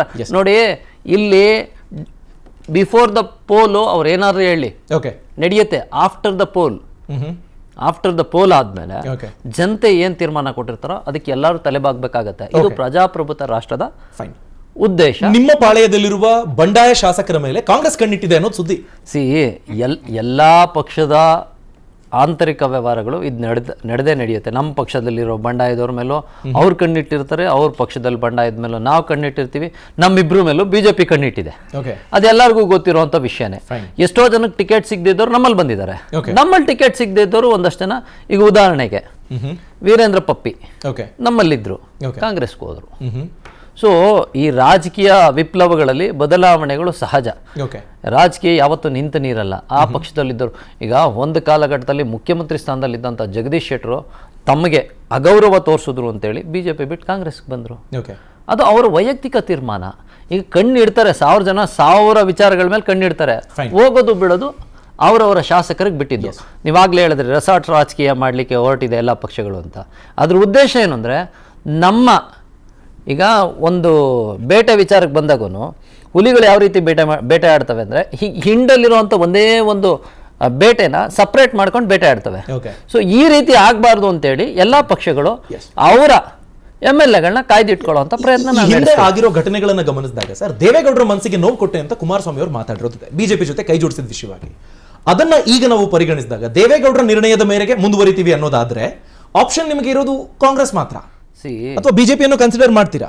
ಇಲ್ಲ, ಈಗ ಬಿಫೋರ್ ದ ಪೋಲ್ ನಾವೇನು ಹೇಳಿದ್ರು ತಪ್ಪಾಗ್ತದೆ. ಆಫ್ಟರ್ ದ ಪೋಲ್, ಓಕೆ ಆಯ್ತಾ, ಆಫ್ಟರ್ ದ ಪೋಲು ಈಗ ದೇವೇಗೌಡರಿಗೆ ನೋವು ಕೊಟ್ಟೆ ಅಂತ ಹೇಳಿದ್ದಾರೆ ಕುಮಾರಸ್ವಾಮಿ. ಬಹುಶಃ ಅದು ಅವತ್ತಿನ ಮಟ್ಟಕ್ಕೆ ಕರೆಕ್ಟು. ಇವತ್ತು ನಾವು ಹೇಳೋದಷ್ಟೇ, ನಮಗೆ ಇಬ್ಬರೂ ಕರೀದೇ ಇದ್ರು ನಾವು ವಿರೋಧ ಪಕ್ಷದಲ್ಲಿ ಕೂರ್ಲಿಕ್ಕೆ ಸದಾ ಸಿದ್ಧವಾಗಿದ್ದೀವಿ. ನಾವಂತೂ ಯಾರ ಬಾಗಿಲಿಗೂ ಹೋಗಲ್ಲ. ನಿಮ್ಮ ಪ್ರಣಾಳಿಕೆಗೆ ಜೀವ ಕೊಟ್ಟರೆ ಕೈ ಜೋಡಿಸೋದಕ್ಕೆ ಅಲ್ಲ, ನಮ್ಮ ಉದ್ದೇಶ ಈಗ ಒಂದು ರಾಜಕೀಯ ಪಕ್ಷದ ಉದ್ದೇಶ ಏನಿರುತ್ತೆ ಹೇಳಿ? ರಾಷ್ಟ್ರೀಯ ಪಕ್ಷ ಆಗಿರ್ಬೋದು, ಪ್ರಾದೇಶಿಕ ಪಕ್ಷ ಆಗಿರ್ಬೋದು, ನಮ್ಮ ಕನಸೇನಿರ್ತವೆ, ನಮ್ದು ಭ್ರಷ್ಟಾಚಾರದ ಕನಸಲ್ಲ. ರೈತರ ಸಾಲ ಮನ್ನಾ ಮಾಡೋವಂಥದ್ದು, ಹೊಸ ವಿಚಾರಗಳನ್ನ ಜನತೆ ಕೊಡೋವಂಥದ್ದು, ಜನತೆ ಸಮಸ್ಯೆನ ಬಗೆಹರಿಸುವಂಥದ್ದು. ಬಟ್ ಸರ್, ಜನ ಯಾಕೆ ರಿಸೀವ್ ಮಾಡ್ಕೊಳ್ತಿಲ್ಲ ಅನ್ಸುತ್ತೆ? ಪಂಚರತ್ನ ಯೋಜನೆಗಳ ಬಗ್ಗೆ ಯಾರೂ ತಕರಾರು ತೆಗಿಲಿಲ್ಲ, ಎಲ್ರಿಗೂ ಖುಷಿ ಇತ್ತು, ಎಲ್ಲರೂ ಹ್ಯಾಟ್ಸ್ ಆಫ್ ಹೇಳಿದ್ರು. ಬೇರೆ ಏನೇನೋ ಮಾತಾಡಬೇಕಾದ್ರೆ ಅಟ್ಲೀಸ್ಟ್ ಇವರು ಆಸ್ಪತ್ರೆ ಸ್ಕೂಲ್ ಬಗ್ಗೆ ಮಾತಾಡ್ತಿದ್ದಾರೆ ಅಂತ. ಬಟ್ ಯಾಕೆ ರಿಸೀವಿಂಗ್ ಇಲ್ಲ ಅಂತ ಅನ್ಸುತ್ತೆ? ವೈ? ಕೇಡರ್ ಪ್ರಾಬ್ಲಮ್ ಏನಲ್ಲ. ಕೇಡರ್ ಪ್ರಾಬ್ಲಮ್ ಅನ್ನೋದಕ್ಕಿಂತ ಇಲ್ಲೇನಾಗಿದೆ, ಸಂಪನ್ಮೂಲಗಳ ಕೊರತೆ ಹೆಚ್ಚಾಗಿ ಕಾಣ್ತಾ ಇದೆ. ಇವತ್ತು ಆಫ್ ದ ರೆಕಾರ್ಡ್ ಆಗಲಿ, ಆನ್ ದ ರೆಕಾರ್ಡ್ ಆಗಲಿ, ನಿಮಗೂ ಗೊತ್ತಿದೆ ಇವತ್ತು ರಾಜ್ಯದಲ್ಲಾಗ್ಲಿ ರಾಷ್ಟ್ರದಲ್ಲಾಗ್ಲಿ ಏನ್ ನಡೀತಾ ಇದೆ ಅಂತ ಜನತೆಗೆ ಸಾರಾಸಗಟಾಗಿ ಗೊತ್ತಿದೆ. ಅದನ್ನು ಬಿಚ್ಚಿ ಹೇಳೋ ವ್ಯವಧಾನನೂ ನಮ್ಮಲ್ಲಿಲ್ಲ, ಆ ಮನಸ್ಥಿತಿನೂ ನಮ್ಮಲ್ಲಿಲ್ಲ. ಸೊ ಸಂಪನ್ಮೂಲ ಕೊರತೆ ಕೂಡ ಕೆಲವು ಸತಿ ಕಾಡುತ್ತೆ. ಅದ್ರ ಜೊತೆಗೆ ಇವತ್ತಿನ ವ್ಯವಸ್ಥೆ, ಚುನಾವಣಾ ಆಯೋಗ ಫೇಲ್ಯೂರ್ ಆಗಿದೆ ರೀ ಇಲ್ಲಿ. ಫೇರ್ ಎಲೆಕ್ಷನ್ ಮಾಡೋದ್ರಲ್ಲಿ ಚುನಾವಣಾ ಆಯೋಗ ಫೇಲ್ಯೂರ್ ಆಗಿದೆ. ನಾವು ಯಾರನ್ನೋ ಆರೋಪ ಮಾಡೋದಕ್ಕಿಂತ ಚುನಾವಣಾ ಆಯೋಗನೇ ಆರೋಪ ಮಾಡಬೇಕಾಗಿದೆ. ಈಗ ನೀವು ಬಹುಶಃ ನೋಡ್ತಾ ಇರಿ 300 ಕೋಟಿಗಿಂತ ಹೆಚ್ಚು ಹಣ ಸಿಕ್ಕಿದೆ ಅಂತ. ಎಲ್ಲಿಂದ ಸಿಕ್ತು? ಫೇರ್ ಎಲೆಕ್ಷನ್ ಮಾಡಿದ್ರೆ ನಿಜವಾಗ್ಲೂ ಇಂಥ ಸಮಸ್ಯೆಗಳಿಗೆ ದಾರಿ ಆಗಲ್ಲ ಅಂತ ನನ್ನ ವೈಯಕ್ತಿಕ ಅಭಿಪ್ರಾಯ. ಪಕ್ಷದ ವಕ್ತಾರನಾಗಲ್ಲ, ಫೇರ್ ಎಲೆಕ್ಷನ್ಸ್ ಮಾಡಬೇಕಾದ್ದು ಚುನಾವಣಾ ಆಯೋಗದ ಕರ್ತವ್ಯ. ಯದುಗೌಡ್ರೆ, ನಿನ್ನೆ ಬಂಗಾರಪೇಟೆಯ ಬಿಜೆಪಿ ಅಭ್ಯರ್ಥಿ ಒಂದು ವಿಡಿಯೋ ರಿಲೀಸ್ ಮಾಡ್ತಾ ಹೇಳಿದ್ದಾರೆ, ನನಗೆ ಎಕನಾಮಿಕಲ್ ಕಮಿಟ್ಮೆಂಟ್ ಅನ್ನ ಕೊಟ್ಟಿದ್ದವರು ಕೈ ಕೊಟ್ಬಿಟ್ರು, ಹೀಗಾಗಿ ನಾನು ರಿಸಲ್ಟ್ ಅನ್ನ ಗ್ಯಾರಂಟಿ ಮಾಡೋದಕ್ಕಾಗೋದಿಲ್ಲ ಅಂತ. ಅವರು ಪರ್ಟಿಕ್ಯುಲರ್ಲಿ ಮಾತಾಡಿದ್ದು ಕ್ಯಾಶ್ನ ಅರೇಂಜ್ಮೆಂಟ್ಸ್ನ ಬಗ್ಗೆ. ಇದು ಒಂದು ರೀತಿ ಮ್ಯಾಂಡೇಟ್ನ ಖರೀದಿ ಮಾಡ್ದಂಗೆ ಆಗೋದಿಲ್ವಾ ಸರ್? ಅದೇ ಥರದ ಸೂಚನೆ ಕೊಟ್ಟಂತಿದೆ, ದುಡ್ಡಿಲ್ಲ ಹಂಗಾಗಿ ಗೆಲ್ಲಕ್ಕಾಗೋದಿಲ್ಲ ಅಂತ. ಈಗ ಡಬಲ್ ಇಂಜಿನ್ ಬಗ್ಗೆ ಚರ್ಚೆ ಆಗಿತ್ತು, ಎಲ್ಲ ಕಡೆನೂ ಅದೇ ಚರ್ಚೆ ಆಗಿದ್ದು. ಅವರ ಮಾತುಗಳನ್ನು ನೀವು ಹೇಗೆ ನೋಡ್ತೀರಿ? ಅಂಡ್ ಫೇರ್ ಎಲೆಕ್ಷನ್ಸ್ನ ಬಗ್ಗೆ ಅವರೊಂದು ಸವಾಲನ್ನು ಎತ್ತಿದ್ರು. ಏನ್ ಹೇಳ್ತೀರಿ? ದೇಶದ ಚುಕ್ಕಾಣಿ ಹಿಡಿದಿದ್ದೀರಿ ಸರ್. ಒಂದು, ಅವರು ಎಲೆಕ್ಷನ್ ಕಮಿಷನ್ ಬಗ್ಗೆ ಮಾತಾಡಿದ್ರು. ಎಲೆಕ್ಷನ್ ಕಮಿಷನ್ ಬಗ್ಗೆ ಮಾತಾಡಿದಾಗ ಇಟ್ಸ್ ನಾಟ್ ಫೇರ್ ಅಂತ ಕಾಣಿಸುತ್ತೆ. Because if the election commissions fair ಇರೋದಕ್ಕೆ ಎಲ್ಲ ಯಾವುದೇ ನಿರ್ದಾಕ್ಷಿಣ್ಯವಾಗಿ ಇಷ್ಟು ದೊಡ್ಡದಂತದ್ದ ಏನಂತಾರೆ ನಗದು ಮತ್ತೆ ಚಿನ್ನಾಭರಣ ಆಗಬಹುದು, ಬೇರೆ ಬೇರೆ ಡ್ರಗ್ಸ್ ಇದಾಗಬಹುದು ಸೀಸ್ ಮಾಡಿರುವಂತದ್ದು. ವಿ ಶುಡ್ ನಾಟ್, ಬಿಕಾಸ್ ಏನಾಗುತ್ತೆ ಗೊತ್ತಾ, ಯಾವುದೋ ಒಂದು ಅವರ ಪಕ್ಷದ ಅನುಗುಣವಾಗಿ ಅವರ ಮೂಗಿನ ನೇರವಾಗಿ ಬಂದಂತಾಗ ಅದು ಫೇರ್ ಆಗುತ್ತೆ. ಸ್ವಲ್ಪ ಏನಾದ್ರೂ ಹೆಚ್ಚು ಕಮ್ಮಿ ಆದಾಗ ಯು ಶುಡ್ ನಾಟ್ ಏನಂತಾರೆ ಅಪೋಸ್ ಮಾಡುವಂತದ್ದು. ಅಂದ್ರೆ ಬೇರೆ ಬೇರೆ ರಾಜ್ಯಗಳಲ್ಲಿ ಬೇರೆ ವಿರೋಧ ಪಕ್ಷದ ಸರ್ಕಾರ ಬಂದಾಗ ಅವಾಗ ಫೇರ್ ಇತ್ತು ಅದು. How do you question it? ನಾನು ಹೇಳ್ತಾ ಇರೋಂಥದ್ದು, how do you means whenever there is a slight in means ಬೇರೆ ಅವರು ಹಿಂದಕ್ಕೆ ಹೋಗ್ತಾ ಇದ್ದಾರೆ ಅಂದಾಗ you blame the election commission, you blame the agencies and you blame the EVMs. ನಿಮ್ಮ ಕಾನ್ಫಿಡೆನ್ಸ್ ಪ್ರಕಾರ ನಾಳೆ ಯಾರು ವಿರೋಧ ಪಕ್ಷದವರು ಇವಿಎಂ ನ ನಾವಂತೂ ಬ್ಲೇಮ್ ಮಾಡಲ್ಲ, ಅವ್ರು ಬ್ಲೇಮ್ ಮಾಡದೇ ಇದ್ದೇ ಸಾಕದಲ್ಲಿ. ನಿಮ್ಮ ಕಾನ್ಫಿಡೆನ್ಸ್ ನ ಪ್ರಕಾರ ಎಲ್ಲ ಕ್ಷೇತ್ರಗಳಲ್ಲೂ 40 ಲಕ್ಷದ ಲಿಮಿಟ್ ಅನ್ನ ಯಾರು ದಾಟಿಲ್ಲ ಅಂತಾನ ಸರ್? ಅದ್ ನೋಡಿ, ಎಲೆಕ್ಷನ್ ಕಮಿಷನ್ಸ್ ಬಿದ್ ಮಾಡಿರುವಂತದ್ದು ಇದು. ಯಾಕಂದ್ರೆ ಅದಕ್ಕೆ ನಾವು ಪ್ರತಿಯೊಬ್ಬ ಅಭ್ಯರ್ಥಿನೂ ಲೆಕ್ಕ ಕೊಡೋ ಇದೆ ಅಲ್ಲಿ. ಮತ್ತೆ ತಾವೇನೋ ಒಂದು ಉಲ್ಲೇಖ ಮಾಡಿದ್ರೆ, ಕರಾವಳಿ ಭಾಗದಲ್ಲಿ ಒಂದು ಹೆಣ್ಮಗಳಿಗೆ ನಾವು ಕೊಟ್ಟಿರುವಂತದ್ದನ್ನ, ಭಾಗೀರಥಿ ಅಂತವ್ರು ಕೊಟ್ಟಿರೋಂಥದ್ದನ್ನ ನೀವೇ ನೋಡ್ಬೋದು ಮಾಧ್ಯಮದಲ್ಲಿ ಕೊಟ್ಟಿರುವಂತದ್ದು ಯಾವ ರೀತಿ ಇದೆ ಅಂತ ಅನ್ಬಿಟ್ಟು. ಸೊ ಆತರ ಇರ್ಬೇಕಾದಾಗ it is not just only the money, ಒಬ್ಬ ಸಾಮಾನ್ಯ ಕಾರ್ಯಕರ್ತರಿಗೂ ನಾವು ಕೊಟ್ಟಿರುವಂತದ್ದಿದೆ. ಅದರ ಎಲೆಕ್ಷನ್ಸ್ ಅದರ ಪರಿಣಾಮ ತಾವು ನೋಡುವಂತದ್ದಿದೆ. ಮತ್ತೆ ಇನ್ನೊಂದ್ಸಾರಿ ಸರ್ ಹೇಳಿದ್ರು, ಅವರೇ ಯಾಕೆ sir as a single largest party the governance thing is ಅವ್ರ ಅಂಗಳದಲ್ಲಿ ಬಂದಾಗ ಈ has to call them for to form the government. If you means ನೀವು ಮೆಜಾರಿಟಿ ಪ್ರೂವ್ ಮಾಡಬೇಕು. If you are not prove the majority, the next option will be the other person. Okay. ಅದನ್ನ ಯಾಕೆ ಅವ್ರು ಮರಿತಾರೆ ಅಂತ ಗೊತ್ತಾಗ್ತಾ ಇಲ್ಲ. ಯಾಕೆ ಸಂವಿಧಾನ ವಿರುದ್ಧ ಅಂತ ಹೇಳ್ತಾರಲ್ಲ, ಹೌ ಇಟ್ ಕ್ಯಾನ್ ಬಿ ಸಂವಿಧಾನ ವಿರುದ್ಧ? yes, sir. ಯಾವ ರೀತಿ ಸಂವಿಧಾನ ವಿರುದ್ಧ ಆಗುತ್ತೆ ಸರ್? ಇನ್ನಷ್ಟು ಡೀಟೇಲ್ಸ್ ಪಡ್ಕೊಳ್ತೀನಿ. ಮುರಳಿ ಸರ್, ಮ್ಯಾಂಡೇಟ್ ಅನ್ನ ಕೊಂಡುಕೊಳ್ಳೋ ತರದ ಮಾತುಗಳು ಕೇಳಿ ಬರ್ತವೆ ಪದೇ ಪದೇ. ಒಂದು ಇಂಟರ್ವ್ಯೂನಲ್ಲಿ ಸಿದ್ದರಾಮಯ್ಯ ಅವರು ಮಾತಾಡೋದನ್ನ ನಾನು ಕೇಳಿಸ್ಕೊಂಡಿದ್ದೀನಿ. 20-30 ಕೋಟಿ ಒಂದು ಅಸೆಂಬ್ಲಿ ಕಾನ್ಸ್ಟಿಟ್ಯೂನ್ಸಿಗೆ ಬೇಕಾಗತ್ತೆ ಅಂತ. ಸೊ ಈ ಥರದ ಸನ್ನಿವೇಶದಲ್ಲಿ ಗ್ಯಾರಂಟಿಗಳನ್ನು ನೋಡಿನೇ ನಿಮ್ಗೊಂದು ವೋಟ್ ಶಿಫ್ಟ್ ಆಗ್ತಿದೆ ಅಂತಲೂ ಅನಿಸುತ್ತಾ? ಕ್ಯಾಸ್ಟು ಜೊತೆಗೆ ನಮ್ಮ ಚಿಂತನೆ ಏನು ಅನ್ಸುತ್ತೆ ನಿಮಗೆ? ನಾವು ಏನೇನು ಜನಗಳಿಗೆ ವಾಗ್ದಾನ ಕೊಡ್ತಾ ಇದ್ದೀವಿ, ಅವರು ಜನ ಅಷ್ಟು ಸುಲಭವಾಗಿ ಯಾರಿಗೂ ಬಗ್ಗೋದಿಲ್ಲ. ಬಟ್ ಪ್ರಯಾರಿಟಿ ಅದಲ್ಲ ಅಂತ. ಹಿಂದಿನ ಸರ್ಕಾರದಲ್ಲಿ ನಾವು ಕೊಟ್ಟಂತ 168 ಭರವಸೆಗಳಲ್ಲಿ 165 ಭರವಸೆಗಳು ಯಾವಾಗ ಈಡೇರಿಸಿದ್ವಿ, ಕಾಂಗ್ರೆಸ್ ಪಕ್ಷ ಏನಾದ್ರೂ ಒಂದು ಭಾಷೆ ಕೊಟ್ರೆ, ಮಾತು ಕೊಟ್ರೆ ಅದಕ್ಕೆ ಬದ್ಧವಾಗಿರ್ತಾರೆ ಅಂತೇಳಿ. ಹಾಗಾಗಿ ನಾವು ಕೊಟ್ಟಂತ ವಾಗ್ದಾನಗಳನ್ನ, ನಾವೇನು ಗ್ಯಾರಂಟಿ ಕಾರ್ಡ್ ಕೊಟ್ಟಿದ್ರು ಅದನ್ನ ನಂಬಿದ್ರು. ಜನಗಳು ಕ್ಯೂ ನಿಂತ್ಕೊಂಡು ಹೋಗಿ ಅದನ್ನ ಇಸ್ಕೊಂಡ್ರೆ ಹೊರತು ಯಾರು ಅದನ್ನ ಇಲ್ಲ ಅಂತ ಹೇಳಲಿಲ್ಲ. ಈಗ ರಾಷ್ಟ್ರದ ಕ್ಯಾನ್ವಾಸ್ ನಲ್ಲಿ ಸರ್ ಈ ಚುನಾವಣೆಯ ಫಲಿತಾಂಶ ನಿಮಗೆ ಹೇಗೆ ಡಿಸೈಡಿಂಗ್ ಆಗುತ್ತೆ ಅಂತ ನೀವು ಭಾವಿಸ್ತೀರಿ? ಬಿಕಾಸ್ ಇಷ್ಟು ಸ್ಟ್ರಾಂಗ್ ಲೋಕಲ್ ಲೀಡರ್ಶಿಪ್ ನೀವು ಇನ್ನೆಲ್ಲೂ ದೇಶದಲ್ಲಿ ನೋಡೋದಕ್ಕೆ ಸಿಗದಂತ ಚಾಲೆಂಜ್ ಅನ್ನ ಫೇಸ್ ಮಾಡ್ತಿದ್ದೀರಿ. ರಾಜಸ್ಥಾನಲ್ಲಿ ಗವರ್ಮೆಂಟ್ ಇದ್ರೂ ಸಚಿನ್ ಪೈಲಟ್ ಸರ್ಕಾರದ ವಿರುದ್ಧ ಕ್ಯಾಂಪೇನ್ ಮಾಡ್ತಿದ್ದಾರೆ.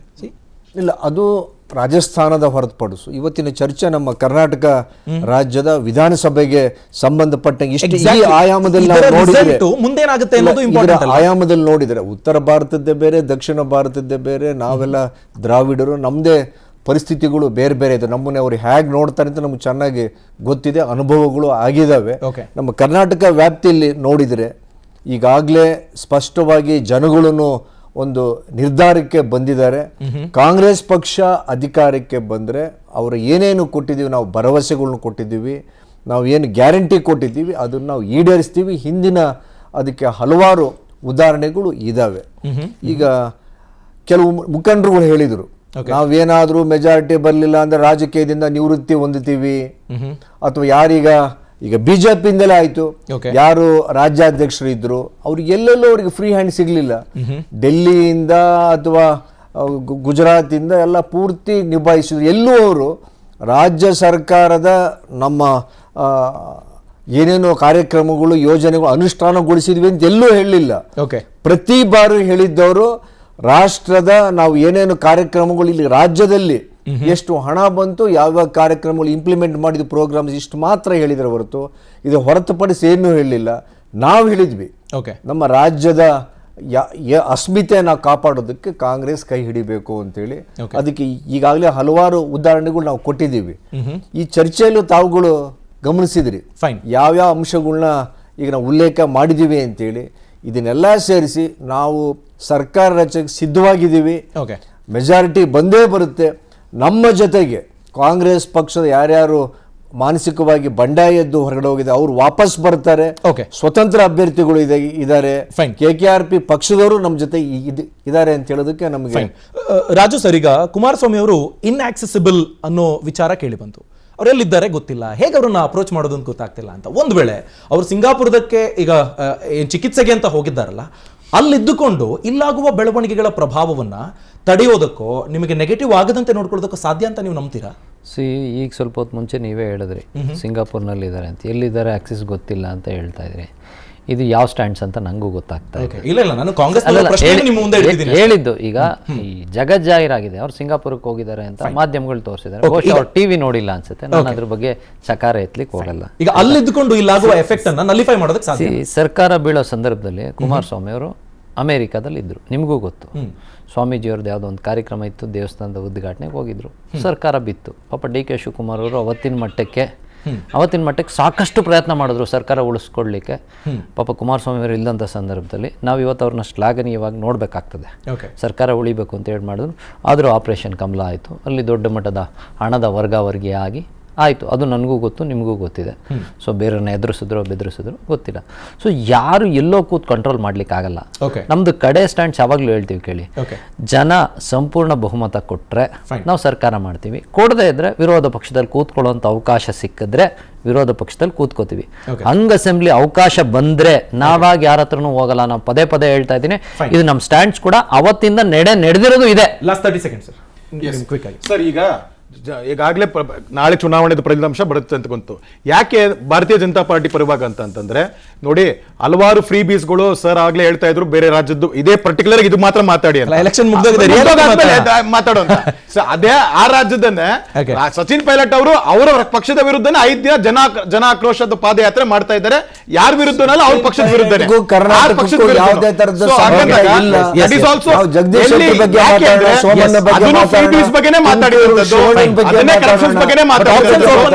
Ultimately sir we will form the clear majority. ನಮ್ಮ ಬಿಜೆಪಿ ಬಂದಿರುತ್ತೆ, ಜನ ಈ ಫ್ರೀ ಆಶ್ವಾಸನೆಗಳಿಗೆ ಎಳ್ಳು ಮಾಡಕ್ ಕೊಡಲ್ಲ. ಸಂಪೂರ್ಣವಾದ ಸ್ವತಂತ್ರ ಸರ್ಕಾರ ಭಾರತೀಯ ಜನತಾ ಪಾರ್ಟಿ ಬರುತ್ತೆ sir. Thank you very much ಎಲ್ಲ ಗಣ್ಯರಿಗೂ ಈ ಚರ್ಚೆಯಲ್ಲಿ ಭಾಗಿಯಾಗಿದ್ದಕ್ಕಾಗಿ. ನಾಳೆ ಇದೇ ಟೈಮಿಗೆ ನಿಮ್ಮ ಮುಂದೆ ಕೂತ್ಕೊಂಡು ಏನಾಯ್ತು ಅನ್ನೋದನ್ನ ಇಡೀ ದಿನ ವಿವರಿಸ್ತಾ ಹೋಗ್ತೀವಿ. ಇಷ್ಟೊತ್ತಿಗೆ ಕ್ಲಿಯರ್ ಆಗಿರುತ್ತೆ. ನಾಳೆವರೆಗೂ ಕಾಯೋಣ. ಅನುಕ್ಷಣದ ಸುದ್ದಿಗಾಗಿ ನೋಡ್ತೀರಿ ವಿಸ್ತಾರ ನ್ಯೂಸ್. ಇದು ನಿಖರ ಜನಪರ.